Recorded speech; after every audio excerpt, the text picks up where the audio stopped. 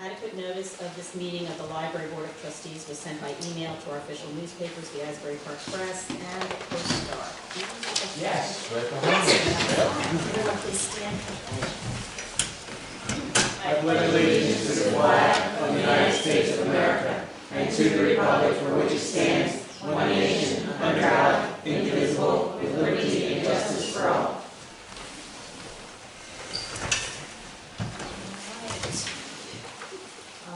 Roll call, I guess I'll do it officially. Darlene? Present. Pat? Present. Johanna? Present. Mike? Present. I always get my names mixed up. Hold on, don't hold. And we're Cassie and Casey and Danielle. Danielle? Present. Maria? Present. Cassie? Casey. Well, I'm Casserly, that's why I'm fine, yes, okay. Casey and Bruce. Present. Okay, so I think the only person that said they could not make it tonight was Jerry. I think he's the only one that was absent. Okay.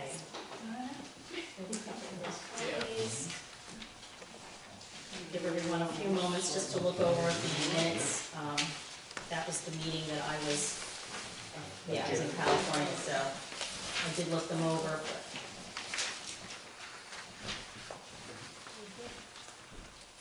There should be one that has just two singles, that one's mine.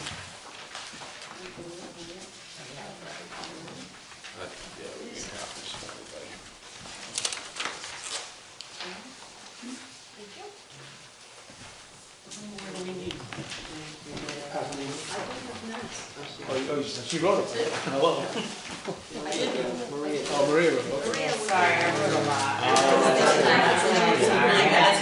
I didn't know what to do. I think you did an amazing job. Probably went out. You need one? Commit everything in memory. It was just two single sides. They weren't double sided. Oh, we didn't get a double. It was single sided. That's, one of them had nothing on the back. One of them was double-sided, and one of them was single-sided. Okay, all right, that's okay. Just give everyone like a minute or two just to look over. Is anyone missing a second page? I think you should have 3 pages altogether. 3? Well, no, I meant 3 sides. 3 sides, Yes, yeah. 3 sides. That's 3 sides.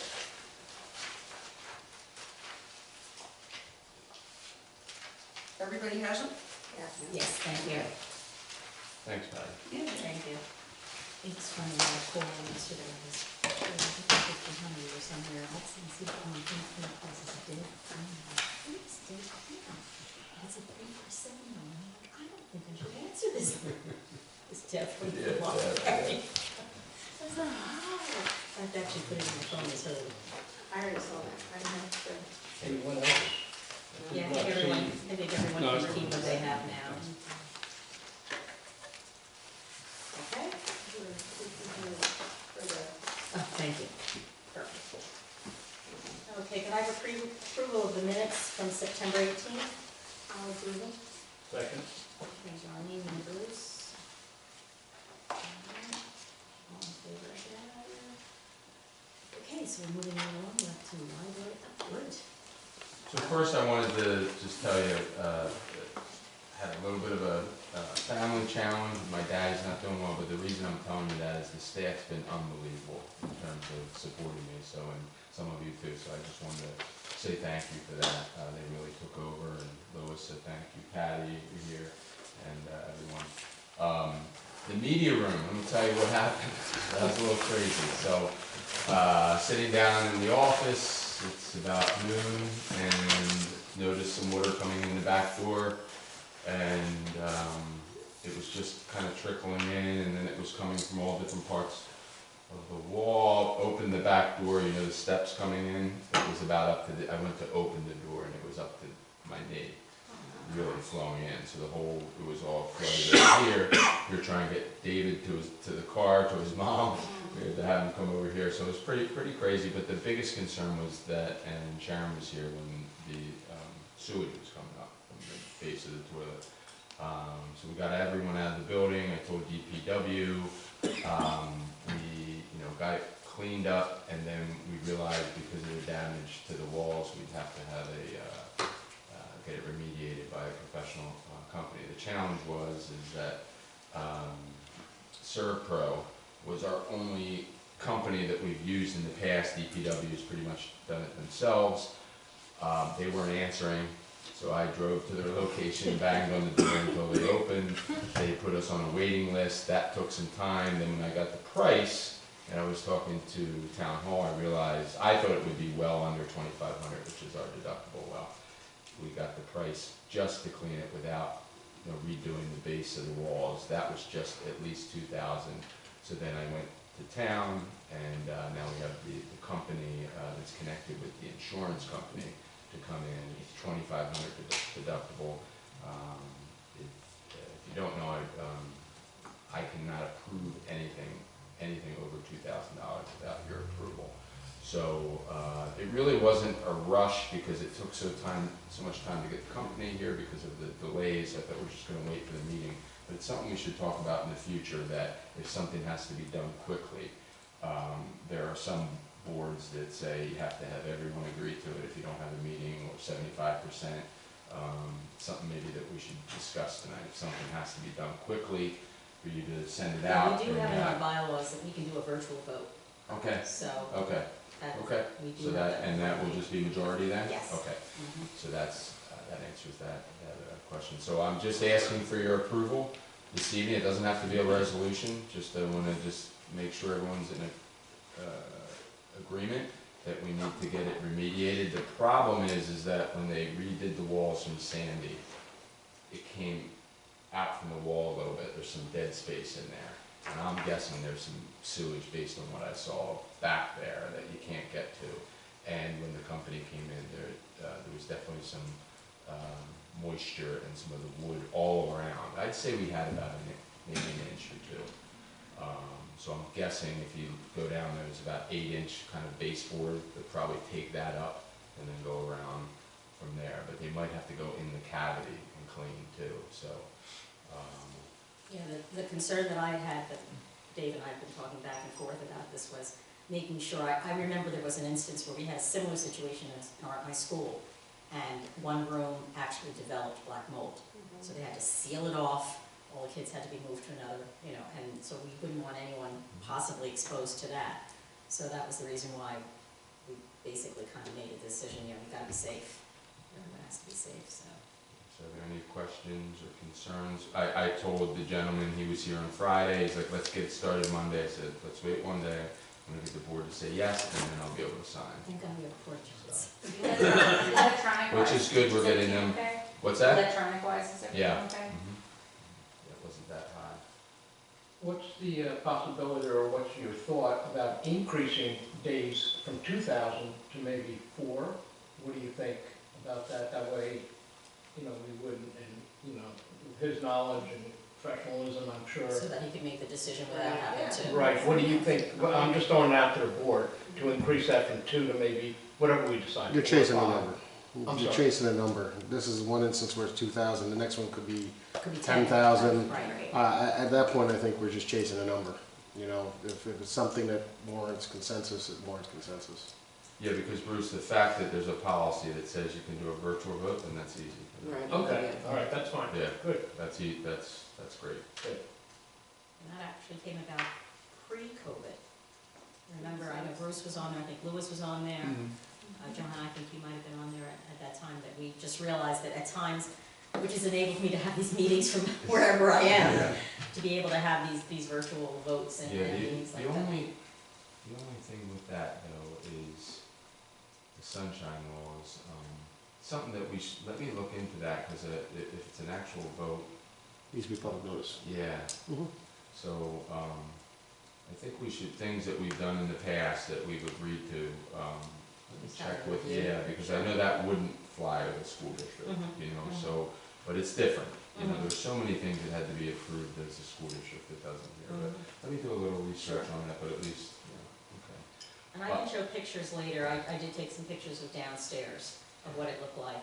There were just pools of water, and, unfortunately, after it's been cleaned so many times, the floor, of course, remember the coloring that usually was on there, it's kind of missing in certain areas, let's just say, because the bleach kind of takes it out, so, but hopefully we'll get that redone as well. Question, are we basically in a flood zone?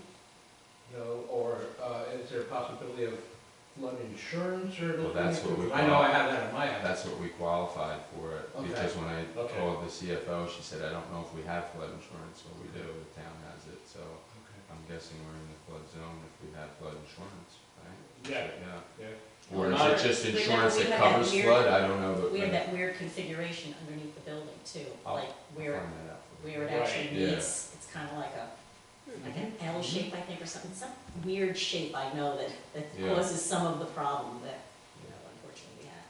Well, you would, I mean, where you are in It your is a house, flood, are you yeah. required to have flood This is a flood insurance in zone. your We're, house? we're not in a flood zone, I think You're not? we're in AE, I think it is, which Oh. doesn't require flood insurance. Neither am I, but I Really? still got it anyway. Yeah, I don't have a basement. So maybe it's just so- insurance that Minimal. covers flood. I'll Policy. research that for the town. $700 a year to nothing, you know, just to cover it. There's a stream that runs under the. Right. Yeah. There's There's a lake that runs under the Water building. runs under the building. The lake used to run over by my house. Diagonally, so- Let's go, you stop at the street. Right by my house, so I know. That's why it's called surf. Nothing. Right. This time, I was lucky. Also with the, so as we talked about last time, the windows, as you know, we're hoping to start putting them in January. However, there's an option of a change order, a 20%, which means increase, that we could do if you're interested. I'm gonna get some prices for you, because this window was not included in the front door, because we were worried that it would not, we would not be able to get it under the budget with the door and with that. The window above the door is included, but not the door. Okay. So the bid, the public bid is 20%, it's about 20, so it would be about $44,000 increase. Within another month, I would be able to look at the budget more, I would be able to tell you what would be able to be included in that, so I'll have that for you at the next meeting, if you wanna consider trying to do the front door or this window, because there was some talk about this being maybe some type of artwork with, you know, in the panes and things like that, and because it wasn't an outside window, we were concerned about fitting everything under what we had, so, just so you know, those are the two things. So I'll come back with some price, but everything else is. That window is sheathed over? Yeah, Correct?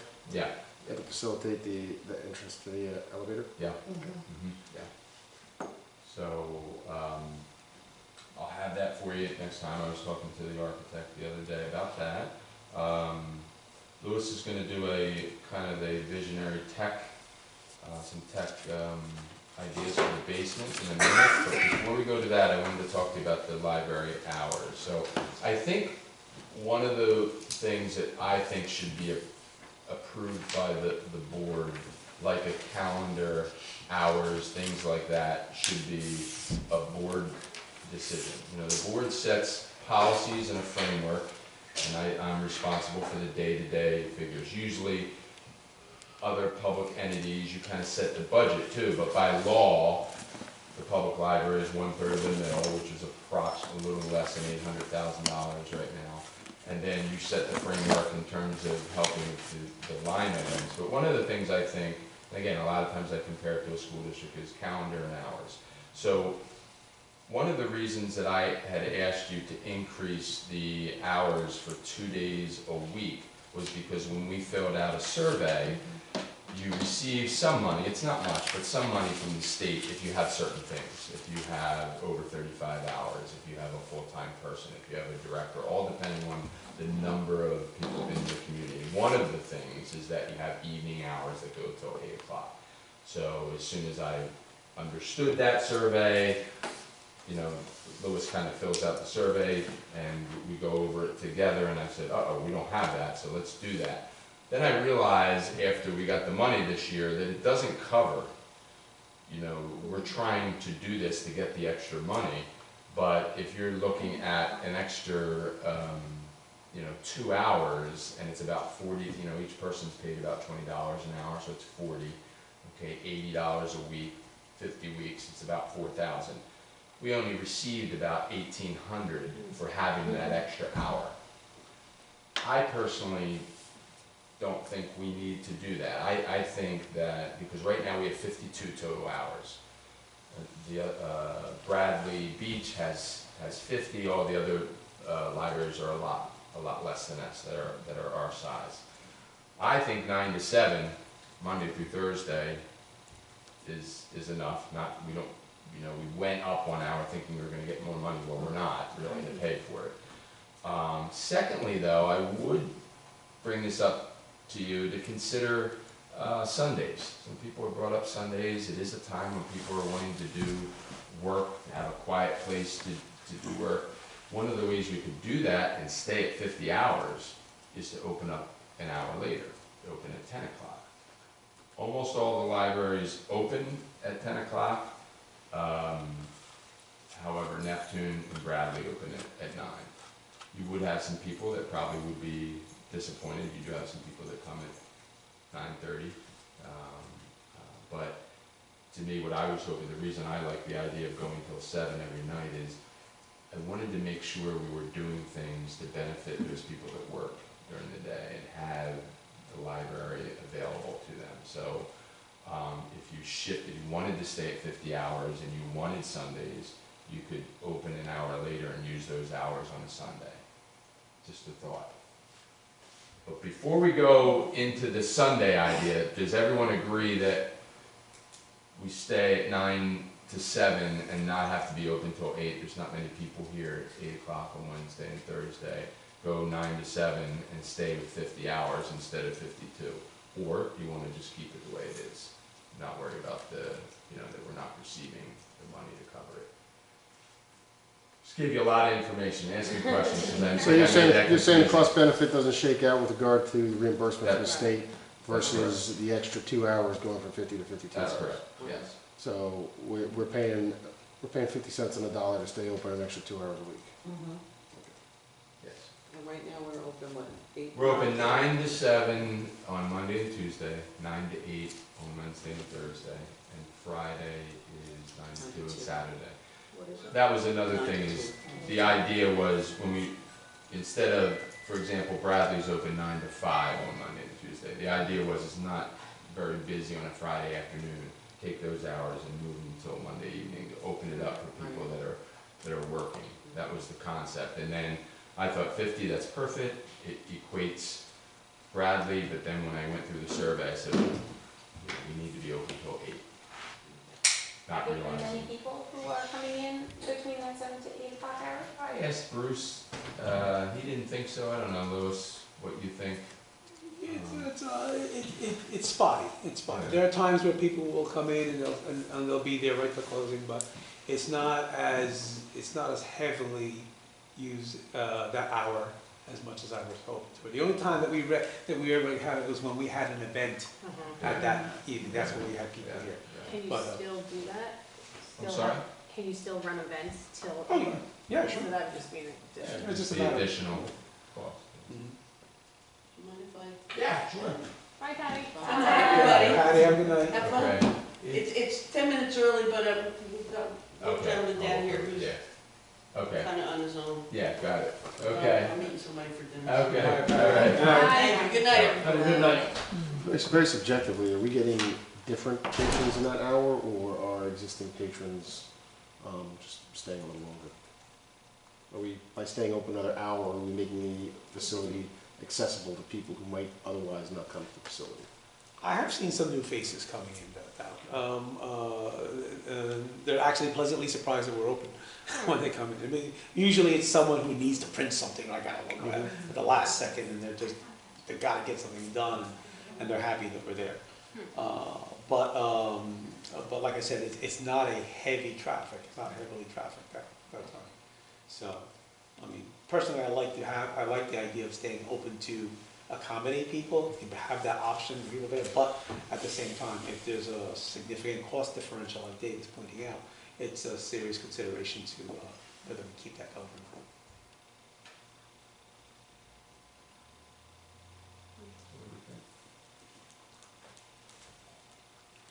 So we're not getting the money that we thought we were getting to cover it, you know. Do we say, well, it doesn't matter, we want to stay open? Or say, you know, go back to 9 to 7?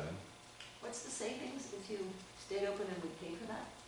Or what, I mean, if we got. What are we saving? Save $2,000. Yeah, By cutting the hours, we would save $2,000 yeah. on the year. So is it worth the $2,000 for us to be able to say we are open for people even though they're not utilizing it? You know, as much as we would like.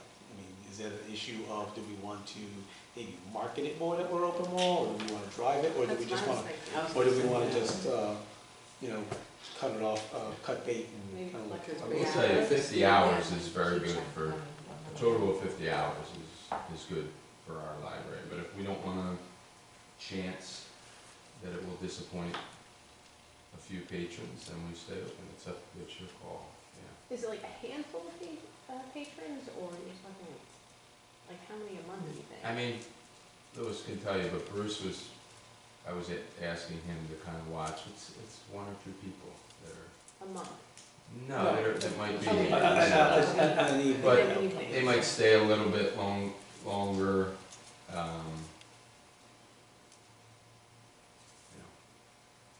I also And do wonder we have to- if it changes a little bit with the season, like, you know, That's what it's I so was much thinking. darker now. Yeah, that's what I was thinking. And, you know, that used to always be a concern of mine, but now we have usually 2 people that are on. We always have 2 people, almost always, Right, unless that we're was something we having did cases. not have for a very long time, that was always a concern we had. So if it was only 1 person, yeah, it would have covered the fund, but we really should. Is the funding stipulation based on 8 o'clock, or is it based? Yeah, it's 8 o'clock. So what's interesting is. You could cut is the bottom that- of the day too. It doesn't have to be the last hour of the day, it could be the first hour of the day. I mean, you could actually close down for 2 hours and open back up and you would get the money. You could be open from 7 to 8 on that particular day and It still get says the money. 6 to 8. Okay. And what's interesting Yeah. is when we've answered it in the past, we've said yes, because the way it reads is, it says during the hours of, well, it was my first year, so I called and said, well, what do you mean by this? And so, it's the way, I can tell you there are some libraries around here that answer yes to the question, and, you know, And I can tell you, in previous they're years, not we really, answered you know, yes. So, I know, because I've Yeah. did that. And I have to say that years ago, the libraries did, it would be from like 9 to 12, they would close and open back up at 2. Oh, yeah. They'd be till 2 to 5, they would close and open back up 6 to to 8. 7 to 9.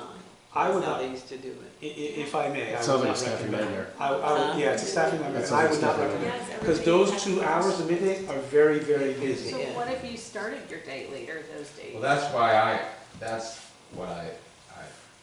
felt that, because almost every library is 10 o'clock. Yeah. And the people that are coming at 9:30, they're usually not working, or they have flexible hours. They could come a little bit later, and then it benefits the group that's working, or it benefits a Sunday.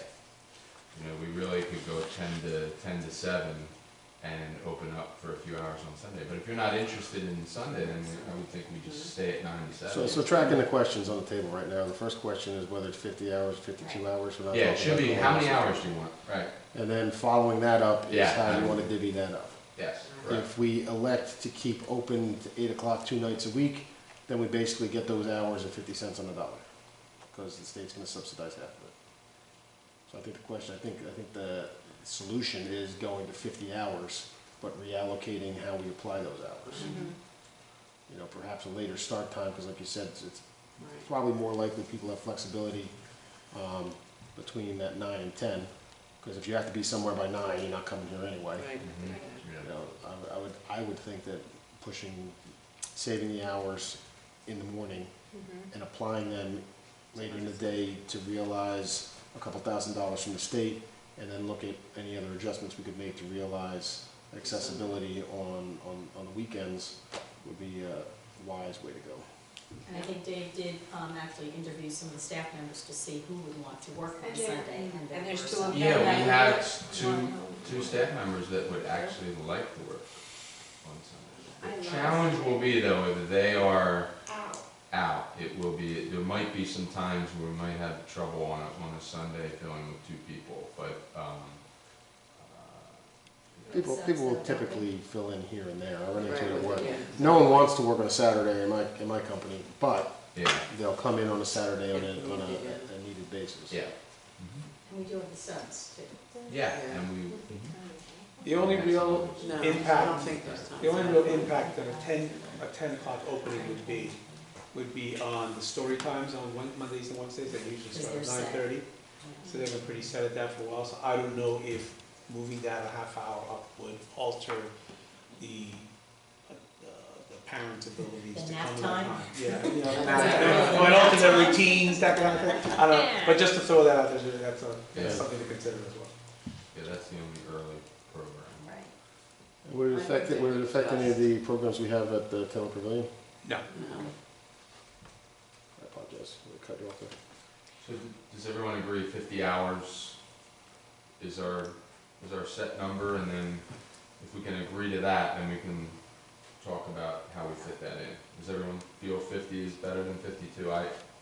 Yes? Okay. So if we So- add Sunday, does that, So Sunday would mean that if we went 10 to 7, right, that would be 36.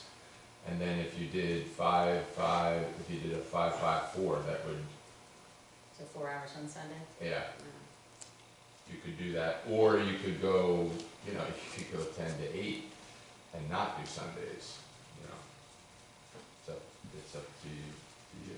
I like the idea of 50 because Bradley is very similar to us. And so I think 50 hours it's great because they ask, you know, during the survey, are you open 35? But 50 is a good number. But the question is, how do you want to, Allocate for do you, that. do you like the idea of Sundays? Do you think that's too much? If we did Sundays, would it be afternoons? So you're thinking about asking the patrons? Here's my If only, they do, here's just my say, we're only, thinking of maybe doing a Sunday hours, would you be interested? yeah. Well, the problem is, since we're setting at 50, if we set at 50 and then we decrease, you know, we move the hours, I hear you, you wanna hear what people are saying. Right. But, I'm just concerned, what would be your suggestion that we start at, say, 10 to 8, and then we have just the five on Friday and 5 on Saturday, and then we consider if people say they want Sundays, then we drop to 7? Well, because my thinking is if you have 2 people here on Sunday and nobody's coming in, Well then, you know, is that? we could go back to 9 to 7. Because, I mean, I think if we you get promoted, people in. if you promoted it to open on Sunday, I'm sure you'd get people. And I think you'll get new people. Yeah, I think exactly. so too.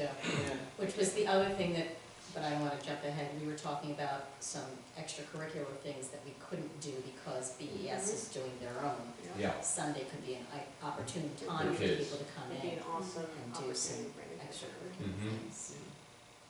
Yeah, right now, Fun day Sunday. They're all doing homework for Monday too, so, you know, with use of the technology, and, you know, it might be helpful. my thought was to do the 10 to 7, the 2 5 hours, and then do 4 hours on Sunday. If it's not used, then go back and move those hours to 9. Because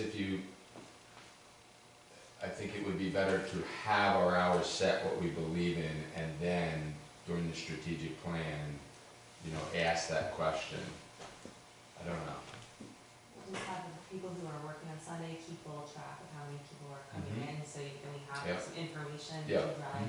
We can do that. We talked about a digital counter also, Yeah.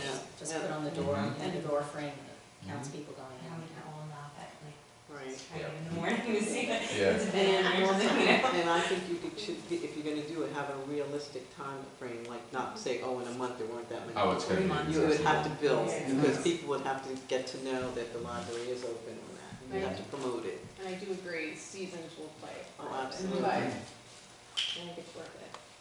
And I think the more that we promote the downstairs and we get technology down there, the more chances there's gonna be people that will wanna come on a Sunday and do get some work done. Have a quiet place to get work done on Sunday. Okay, so you're envisioning 10 to 7, Monday and Tuesday? Monday through Thursday. Monday through Thursday, 9 to 2 on Friday and Saturday. 9 to 2. Yeah. And then, I don't know, what do you think for Sunday? 4 hours, what? You might need to consider like an afternoon, because people do 12 go, to- yeah. I was just saying the same thing, church. Church and things like brunches, that. 12 to 4. Yeah, maybe Yeah. 12. Yeah, maybe something like Well, that too. 11 would to you 3, like to- yeah. People usually, Would you like to start that right away, give it a try? What do you think? I mean, you might hear some complaint, I don't think you're gonna hear much complaints about dropping to 7 o'clock. But you might hear some complaints about opening at 10 instead of 9, and I just want us all to be on the same page that we're gonna give this Sunday a try. And if it's, not used, then we'll bring back the 9 o'clock start, right? I think the group that you have to really let know first is probably the Wednesday Storytime group, because that group, that's been set. Is it for Monday then? Mondays and Monday. Monday Wednesdays. and Wednesday? Twice a day. Are they flexible And- parents? You want me to, How you long want me is to it? talk to them and come What? back at the next meeting? Story time? You wanna- Yeah. An hour. It's an hour straight? Yeah. If there's So I was real just- demand, you could use the 52 hours, They you do could- the 9:30. If there is a real demand, if people really want the 9:30 earlier start time. You mean if we could just start a little bit earlier and it would go to 51 hours? Yeah, Be if on 9:30, those days, or not if on those if there's Monday a and real Wednesday, demand for yeah. it. So I just looked, Brielle's is 10 to 10:30, and then they do 11 to 11:30. for just story times, yeah. And they open it, I think at 10, I saw. I would think that more people will be, they can adapt to the change, as opposed to us, Yeah, Yeah. as long as like they know need ahead to, of time, exactly, yeah. you know. And they open at exactly, 10. Exactly. So maybe start it in November 1st, to give the People are going to adjust. heads up. Mhm. Mhm. What do you Give think? them 2 weeks, yeah. Are So there then- any days that we want to stay open until 8? I mean, if that's something that, I don't So, think no. we need to. okay. Especially with it darker now. Yeah. It's like, Okay, it's yeah, six- we can 6:15, reevaluate that as, 6:30, it's starting to get dark. I 7:30. don't like it, but it's happening. So we're looking at Monday through Thursday, 10 to 7, Friday, 9 to 2, Saturday, 9 to 2, and Sunday, like 12 to 4. Yep, that's 50, right? Does that preserve the state funding? I'm not tracking. It does not. That would So have we're to No, be, so- decreasing so- 2 hours, and we're, but it's only $1,800 that we're getting, yeah, it's 18. No, I understand. Yeah. you know, so. It was 50 cents on the dollar to stay open from 7 to 8 instead of staying open from Yeah. 9 to 10 or 10 to 11 or whatever it may be. And that would just have to be the 2 So days? here's a little kink Yeah. that possibly could, maybe November might work better for us. How soon do you think downstairs will be ready? Because, I think it's gonna be, I mean, it's all gonna depend on how quickly we can get somebody in to do the drywall, but it's the same company that, I think it will be definitely ready by then. so then maybe, Yeah. so the first story time would possibly be that Wednesday, November 1st, Yeah, would be the first time to start. So that might be easier for people to say, oh, the 1st of November, Yeah. that's our meeting. yeah, and I can talk to everyone on at every story time, ask Sue to tell them. Okay. That's a go? Okay. All right, Louis, can you give an idea about our vision for the tech room? Sure, okay. So, this is something that's been kind of mulling around for some time now. Basically, it's a vision where, and this is just an overview. This is just, bird's eye, 30,000 foot view of where we're going to go technology-wise. The details will come later on in more, just like I did with the Makerspace years ago when I had a detailed proposal with everything. I'll have that at a future meeting. But this is just to show you what direction we're going on. And basically, as I say, the intent is to make the library both inviting and comfortable for patrons to use on the main floor, while positioning the library to be a go-to place to get things done and achieve patrons' goals. Okay, we've been really driven and focused over the past year and a half on driving programs and stuff like that, which is one of the main drivers of library usage and attendance.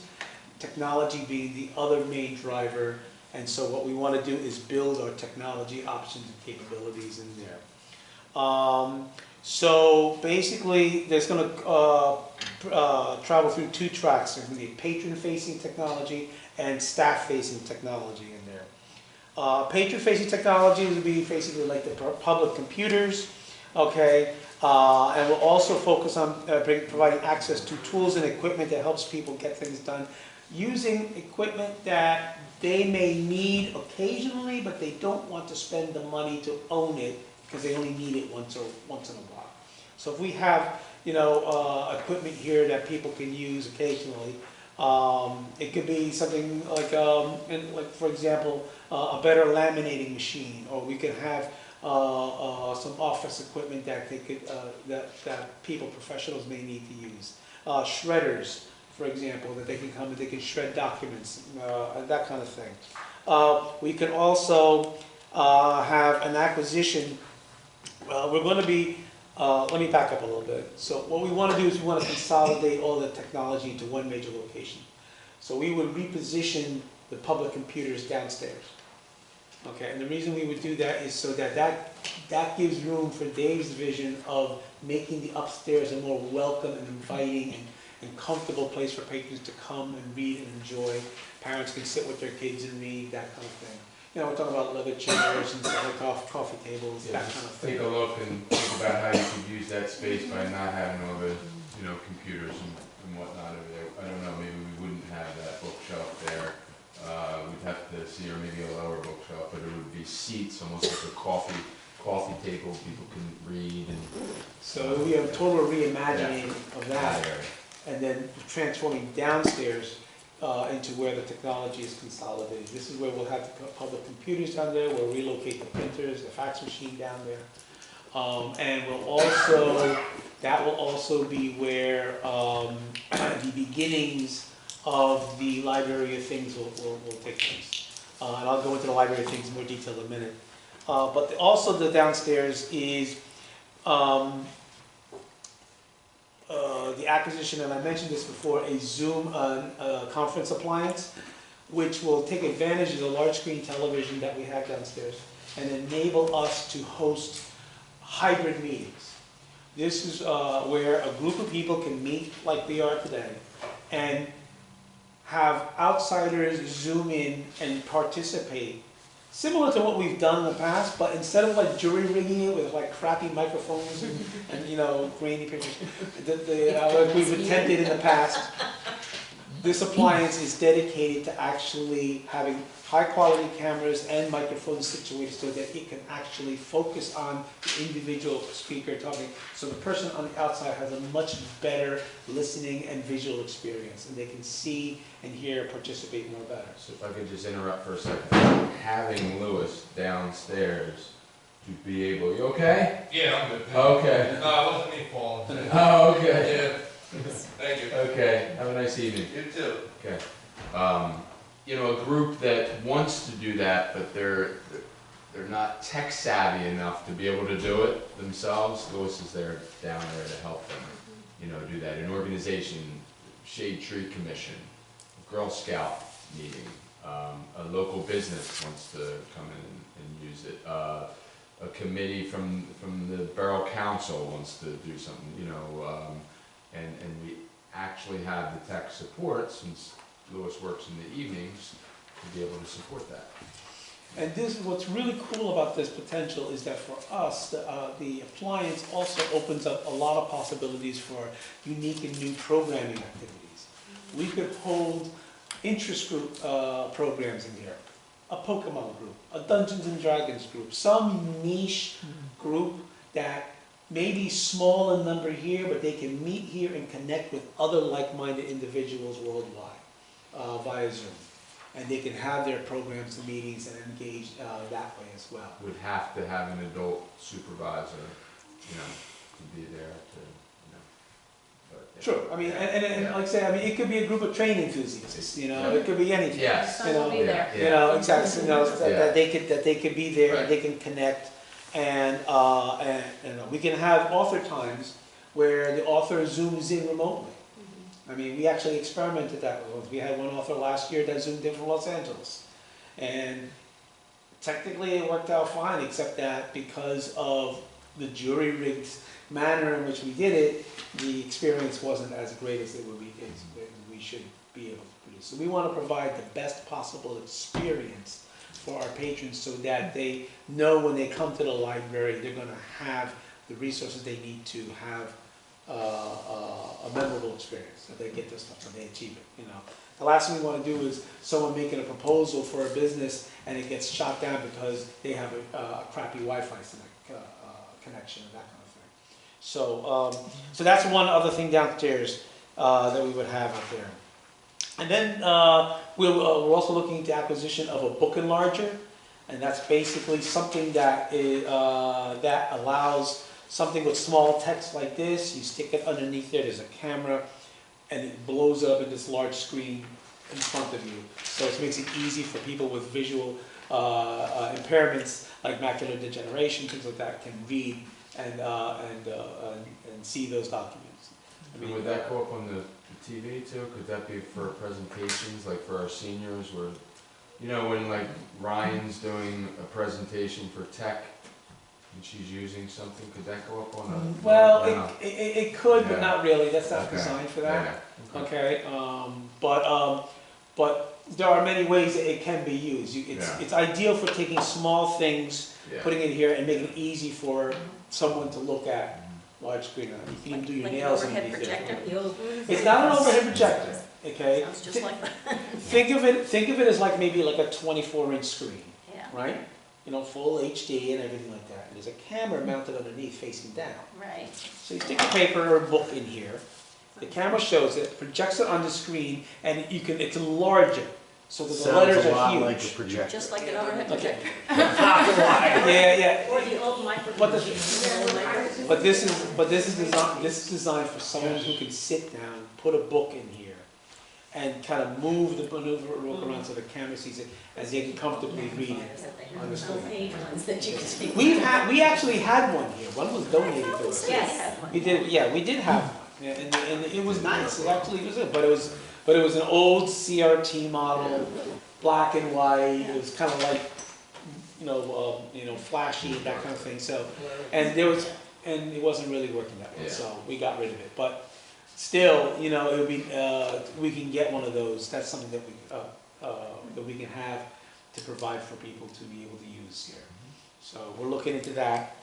Finding the library things. Now, you've heard me talk about this. This is something that many libraries currently do, and it's basically the ability for people to check out or have access to all sorts of items that they can use at home, like say. And it could be a wide range of anything. It could be musical instruments. It could be power tools. It could be, for us, we're a beach town. We can have, why not sign out pop-up tents or beach buggies or things like that. Water pumps. Water pumps, it very much so could be, It could be any manner of things that people can come in, they check out and use, and they bring back to the library, just like a book. But what's cool about the library things is that because if we do the right research and we focus on the right mix of products that people in our community would use, that would really increase the usage of the library assets in there significantly. So we shift away from what sadly some people would see as a less and less use of books.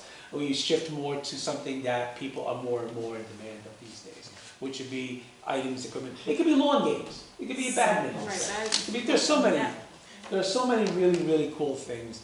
I mean, there are libraries I've seen that have hiking equipment, for people to go hiking in the mountains and stuff like that. We'd have to have a shed if we did that. Yeah. And it would be, Yeah. you go downstairs and sign it out.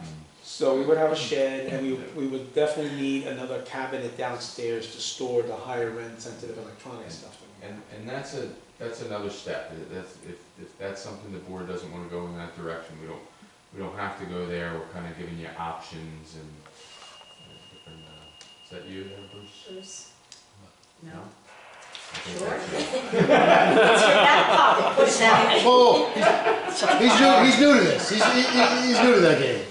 So just to go along with what Louis was just mentioning, I just Googled real quickly, and they have like a tool library, there's a toy library, there's a musical instrument library, gear library, which we kind of talked about before, Yeah.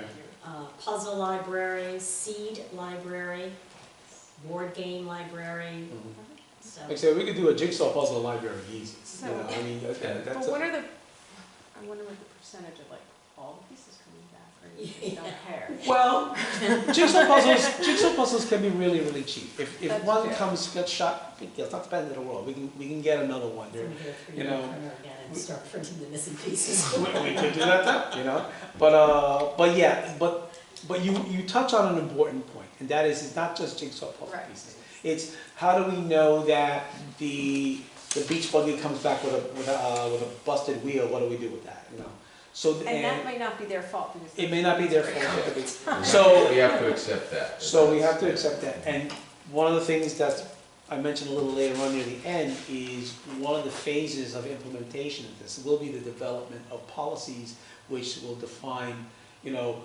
the responsibilities of both the patron and us. You know, what do we require? If we're going to sign out a $200 piece of equipment, okay, well, how do we know that we're going to get that back? You know, do we keep their driver's license? Do we do something like that? What can we do to ensure some kind of back? You know, what's our bite? Yeah, if we did something like this, we would do this something in small steps. Things we know, we all know we would need, we try that, and then we just slowly add things to the shed and see. And you know, it's what some of the libraries are doing, and people are very happy. The residents are very happy that they don't. I would just stay away from power tools, like that just makes me nervous. But like, Well, you'd have to, regardless of what we approach, we'd have to look at insurability by Yeah. carrier. like Yeah. some of them are doing bouncy houses. We're not doing that because Yeah. the Yeah. town, Yeah. our insurance would have to approve what we can Right. do. We'd have to check with other libraries that are doing it. Yeah, so that's part of all the research that's got to go into before the main proposal goes forward. That new proposal, whatever that proposal ends up to be, will include those issues, at least address the research. But we'd like to hear your either thoughts now or think about it, do some research, bring it up at the next meeting. I read some stuff on this, I think it's great, or I read this, I think it's a terrible idea. You know, like, obviously, we're really hoping that you agree with us that the technology should go downstairs. It has to be raised, obviously, off the ground pretty high, you know. Easy to be moved if we know order's coming, you know, that kind of thing.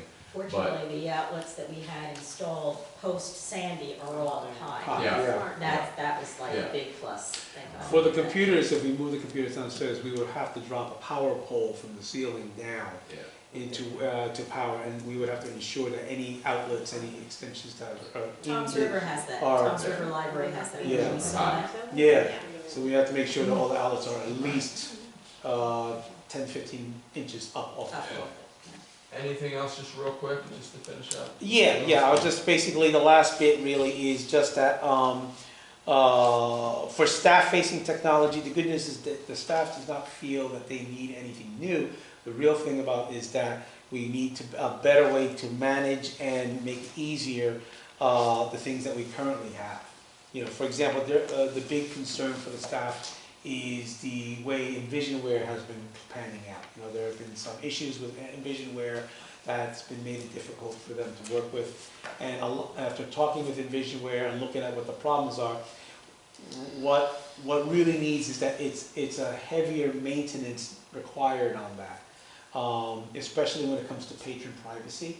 Yeah. The big issues we have here is that patrons come in, they do their work, they download their documents, and they will leave their documents on the computers, or they may alter the thing to set up around, leave it, you know, put in new passwords or whatever. So constantly going through it over and over again to kind of clean that up is a tedious task that is hard for the staff members to do reliably.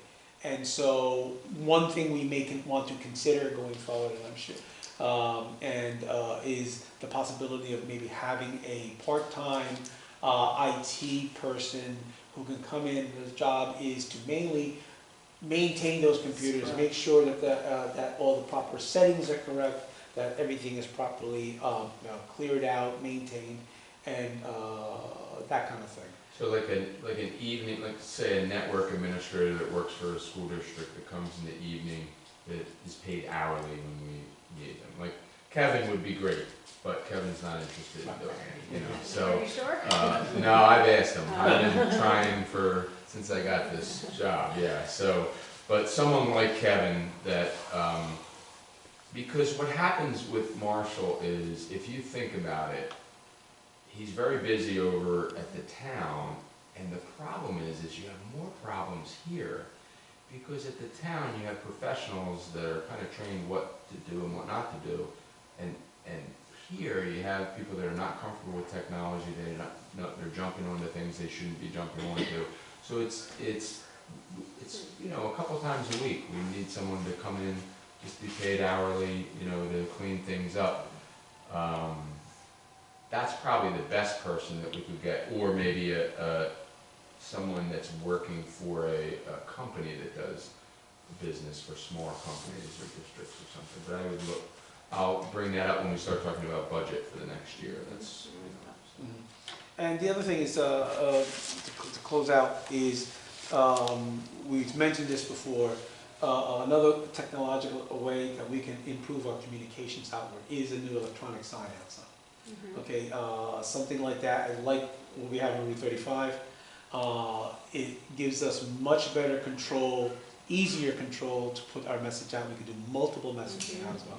And it also relieves the staff, Dave's Propoli specifically, from having to go out and manually change their sign every week, especially if it's rain and cold and sun. Do they come in different wattages? Because I'm always thinking of, we've had people over on the East Street side that were very concerned about the light, the amount of light. Well, yes, you can So I was control the wondering lightage, if- and at night, we can Right. always program it to shut down after a certain hour. I think we should shut it down, like when we're closed, we're in a residential area, I would think That's if what the you first choose. aid We used to had do, the same right? situation at the first aid. And was there- First aid sign was And terrible. we kicked it off like It was around terrible. 10 o'clock. That sign was We terrible. put it on It time. was, Yeah. It's We terrible had, in the sense that. we had requests from residents in the It's neighborhood, bright, and we kicked and it off. Watch. when it changed messages, it was distracting. Okay.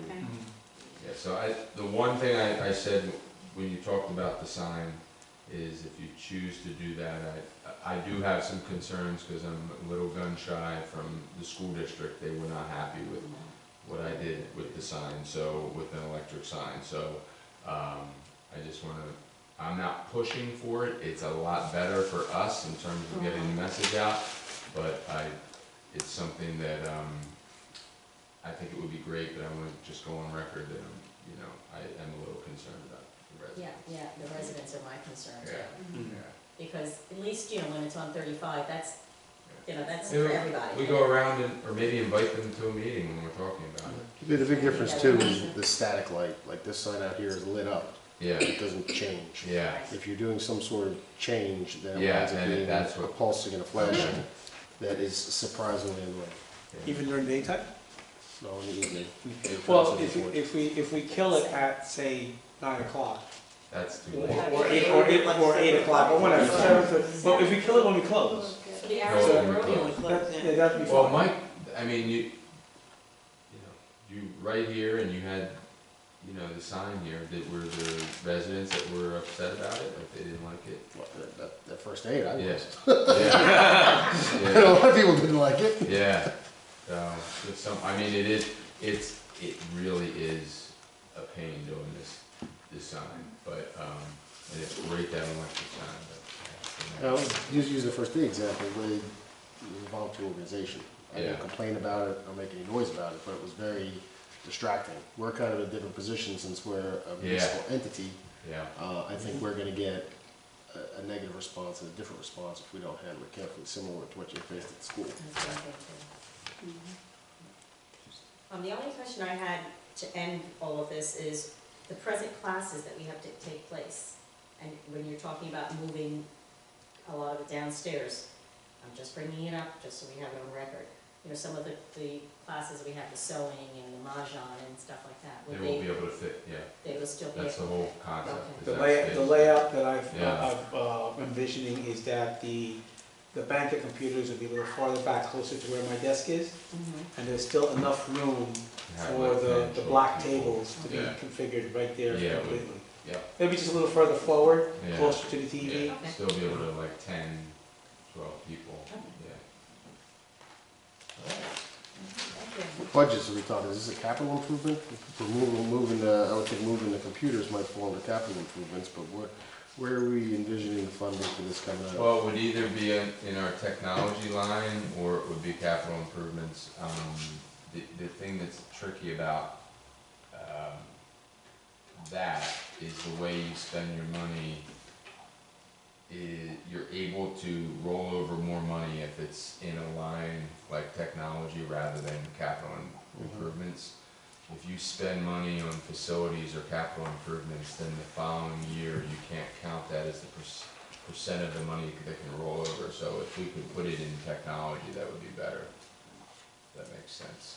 So if you spend the money that we spend on the windows this year, so the 220,000. If it was spent on another line, okay, we could have 44,000. If we had an extra $44,000 that we didn't spend, we could roll it over into the next year. You can't if you spend it in capital improvements. It's a kind of a strange thing with libraries. You know what I mean? So, Mike, if you have 50 grand left, you know, it takes the money that you've spent. You can roll over 20% of what you spent. And if you're spending a lot on capital improvements, then you can't roll over more money. It takes watching that seminar like 4 times before you get it, because I think I've seen it 4 times and I'm like, what? Anybody have any other questions for me? I just have a thought about the, you know, the lending library of stuff. Okay. Did Leslie talk at all about that? I was so sorry that I missed her presentation. Did she talk? Because that was something maybe the Real Library. Really? I don't think she talked about it. Yeah, maybe it didn't work out then, because it was the prime thing that she talked to me about years ago when I first went and talked to her about what they were doing at their library. But, you know, one of the things that completely impressed me with their library was that they had a lot of storage space. Yeah. This was storage intensive. Yeah. You know, and I don't think of this place as being a place with a lot of storage. Well, we would need a You shed. said a Yeah, shed. that's a large building. Yeah. And they have a lot of storage there, so yeah, it would be a shed, but it's a perfect thing for strategic plan to say, we're considering this, what type of things would you know, we have a list of things and people checking, you know. Right.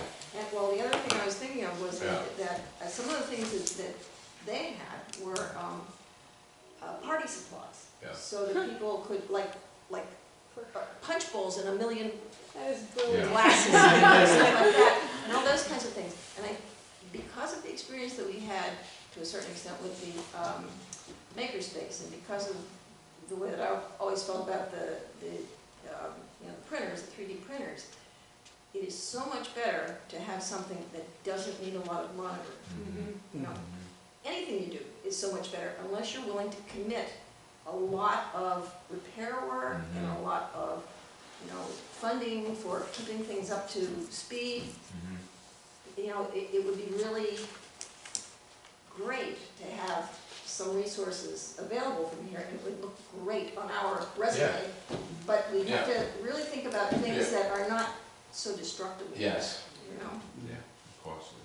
So that's just, you know, it's just something that runs through my mind, especially considering that it was from Leslie, that I heard the story and I didn't just know that, was, I'll talk to her wow. about that, yeah. The best approach to that, I think, would be to start kind of small, you know, and have, like, say, a starting mix of maybe 20 items to have offer. And then as time goes on, we add in more things that we find that people both demand or asking for, and that would fit within our parameters of what we're willing to maintain, what we're willing to risk, and that kind of thing. So we can grow, we start small and then we grow it outwards. We don't wanna go too whole hog and next thing, start with like 100 different items and it's just, Yeah. bleh, you know. No, I agree. Okay. All right. Treasurer's report.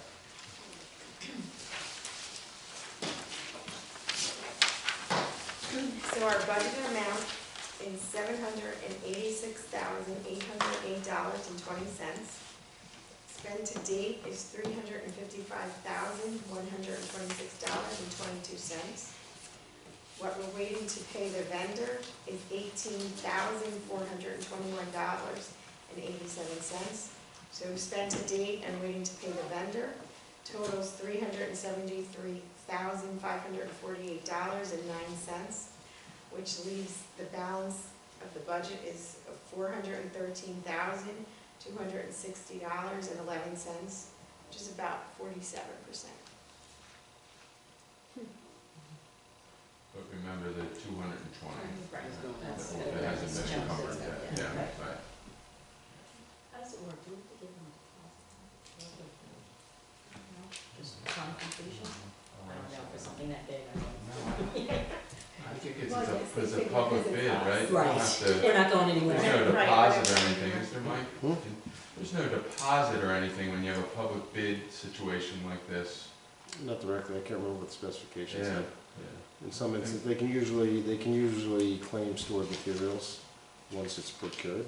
Yeah, That requires evidence that they have it, yeah. have paid for it. Otherwise, it comes down to. That was one of the things that we were talking about, whether it was going to be paid this year versus next year. Well, we were very clear with Lorraine to have it paid for this year. Okay. Yeah. Everyone heard that, right? We don't want that 20% going back. Okay, I have a shorter report today, so I'm happy to mention that. All right, I know Dave and I spoke today, I think you said you talked to someone at DPW regarding. Yes. Okay, do you want to just give the info on Yeah, that? I just wanted to, is it a lilac or is it what did we decide? I'm Lilac sorry, or I forget. hydrangea, I know it had to be purple, that was it. Did we say lilac? I thought we did, and then I thought you said lilac. Okay, I said. yeah. So Ricky gave me 3 vendors, so I'll make sure. Okay, that's for Lois Gallagher's memory. Yeah. And then I guess Wendy Lewis will investigate maybe a plaque like we have for. Yeah, well, we have this, chairs are on order, Okay. so we're gonna do the plaques with that and the 2 other plaques, redo them. So I wanted to get the chairs done, and then do the 3 plaques. Are they gonna be That's wraparound it. chairs? Chairs are like benches? The wraparound Yeah. chairs, Okay, yeah, wraparound. they're on order, yeah, Louis did that, yeah. Yeah, they get a lot of use. I sit there with my dog quite often, so. Are they gonna be better quality than? Yes, that's what Well, Well, they're going to they're be actually, the exact same. yeah, they're metal, they're good, it's just that, What we can do, because I was reading up on this, Yeah. is what other people said that they do is they repaint them with an oil base, because what they come is these guys come powder coated, and that rubs off very easily over time, allowing moisture to go in and start rusting. But if you get them and you immediately kind of paint them with an oil-based paint that is water repellent, okay, the onset of rust is kind of delayed significantly, and it's still kind of resistant to wear. So So so before the key is to assembly, paint. yes, some before of them assembly, have they them need to be repainted, painted. spray painted with Okay. a latex So I'll paint. try to get DPW to do it, if not, I'll Yeah, vendor, we but, have painted it. That's all. yeah. I'll show it with my brush. I'm good with small things.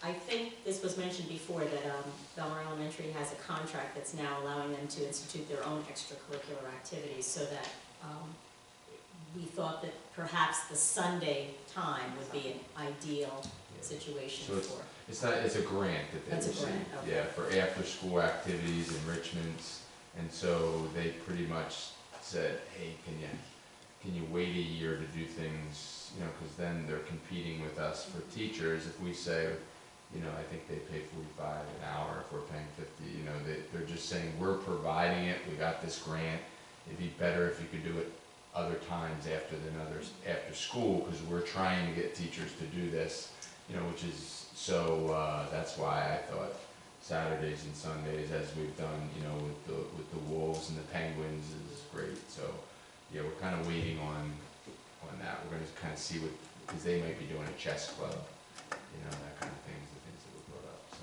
we don't want to make it more difficult for them and compete with them, yeah. The digital marina sign, I think, we're now going to try to do one posting a Per month. month, yeah. Okay, so just to make sure, and we'll try to put as much as we can, like our most important, Yeah. on our one posting. Yeah. So, get it in there. The first one will be Mr. Ray's concert. Okay, That'll be the first one, that'll be going. is that a November one? Yeah. When's that? That's gonna, huh? When's the date? October 28th at Taylor Pavilion, 12 noon. So it's a And you Saturday. gave that to him, right? Already? Yeah, I'm Yeah, sending it over. yeah. He asked me to kind of redo the graphics, so I'm gonna Okay, do that tomorrow yeah. morning and send it to him. I know that Dave said he had visited the Neptune Public Library about craft classes and things like that. So one of the questions that I posed, that I wanted to pose to the group here is, what do you think the biggest craft is right now? What's the most popular? Probably those knotted blankets. Knotted blankets was one, Wristbands. close. Friendship bracelets are back. Taylor Oh, Swift. yeah, that's right. Taylor Swift, she has brought the whole thing back with beads. You know, so I was So I just did thinking. talk to Dawn, and I Uh-huh. said, Dawn, if we do this, you know, I'd like to offer to you, but it would only be, you know, 1 hour. Mhm.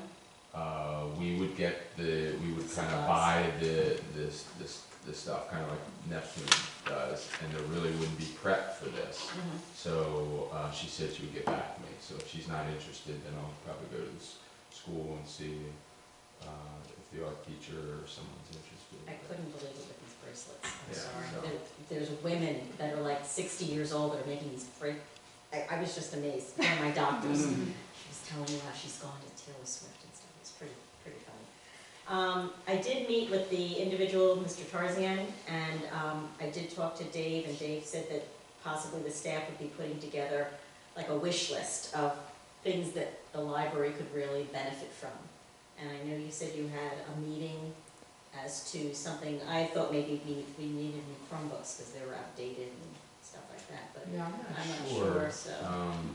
It will be kind of part of our plan, you know, we're still kind of thinking about how we're gonna do it, and so. So if you can give me an idea, because I have to contact his daughter, she's Okay. the one that does the charitable donations, Okay, and this would probably be for Sure. January. okay, so something we know that will be going in, Right. right, okay, Okay. right, Alright, so okay. just to think ahead, because, Okay, yeah. You want to buy the December meeting, Yeah, if maybe the beginning of the month, beginning of December? because then I will contact her and say that this is what the library could really benefit from in the room that is dedicated for Right. her father's name, Yeah. blah, blah, blah, okay. All right, we had already talked about enrichment courses for next year and about possibly a syllabus or some kind of projection as to what's gonna be going on in some of those classes. And then I know Leslie is the one that's going to be working on the strategic plan, so do we have a timeline as to, because I know we talked about committees and who yeah, wanted to be involved. I want the downstairs to be done, because I wanna kind of promote a meeting area, 3 ways to get information. One would be online, Mhm. one would be actually a survey out front here, that they can fill out, and it's only taken by Leslie, it's not read by us Mhm. in any way. She puts the data in. And then third would be people can come and meet with Leslie and share what they like about the library, what they feel we're not doing well, and so I wanted to wait until we fix Okay. this downstairs, so So I'm I thinking wasn't like sure what our beginning of time frame November. was, in Beginning terms of, Kind of start the process. and right, but then- when is it due? Like, you know, I know this is something that's a little behind. Yeah, usually you take 3 months, Okay. yeah, to kind of collect data, is what I've done before. So you're talking about the beginning of the year, you know, you figure in November, December, January, kind of collecting, and then be presented to you at the January meeting. So, Louis already answered my question regarding the visually impaired, which was great. I wanted to know if we could maybe start offering more movie nights. And I understand that there was something that David Cooley put together for Halloween that I heard might be back out again. Yes, yes, okay, a couple things. So, I just heard and I wasn't sure. about 2 years ago, during the pandemic, right before we opened up, Dave and I shot a video of him, for the kids, doing the Halloween ABCs. And I'm about to re-release it on Facebook soon. And what it is basically him running through the alphabet. A is for alien, B is for bat, things like that. But for each letter, he acted out this hilarious, action to it. And like say, for I for invisible, he said, "Now you see me," and then I cut him out and he disappears. He goes, "Now you don't." Things like that. Great for the kids. So we're going to be re-releasing that out again. As for movie nights, we had to fix. Maybe a movie afternoon. I'm still thinking Sundays, but go ahead. Well, that's true. We had to address a licensing issue with the current movie license that we had. We discovered after responding to a borough's request, we discovered that the current licensee that we were using, the Motion Picture Licensing Corporation, our library license did not cover major motion picture studios. So it only covered like independent studios and educational producers that are worldwide. But if we wanted to show something like Star Wars, or we wanted to show something like, or Harry Potter, we couldn't do it because none of the motion pictures were covered. They had a licensing program that covered it, but because we were a library, we weren't eligible to get it. And they took them. So I spoke to the other major licensing company. It's called Swank, I think it is. I forget what it is. But anyway, they have a program which for only a small amount extra a year covers all the major motion picture studios. So we've already signed up for the new thing. We just have to get the invoicing through with them. It can't be outside, it has to be here, and we can't share it with the town. Right. The good news is the borough already uses them to buy the individual movie license for their movies on the beach. So there would need to be a new vendor. So they're already a vendor. It's just a matter of just setting the order. So once we have that lined up, then we'll be able to show, the movies. The only trick that we'll have to do is when we promote the event, we really can't say the name of the movie, the characters, or the actors. So I can't say, Star Wars tomorrow night. We can't say see Darth Vader in action, or see Mark Hamill or Harrison Ford. Let people know what they're coming to see. Show sci-fi night. Basically something generic and maybe kind of hinting at it. I could probably show a picture or something. So it's kind of weird. I could do it on our Facebook page and send an email blast because that's specific to our local base. But in a public-facing thing such as our website, things like that, can't do it. So it's kind of weird. So or I can't put a newspaper ad out. So you can put it on a bulletin board. Yeah, you can put it on the bulletin board here. You can do it and sign over there, so that's fine.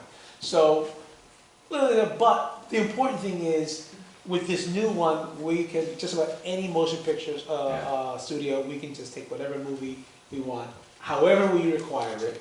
It doesn't matter where we require it, we don't have to get it from them, and we can show it.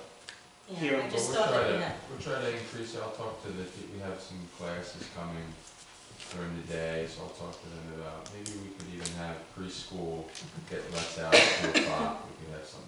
even the short ones, like the Charlie short Brown ones. movies Yeah, and things like that. that's a good idea. When I taught ESL, I remember students were telling me they had no idea that what a Thanksgiving parade was. They'd never seen it, and I was shocked. I was just shocked.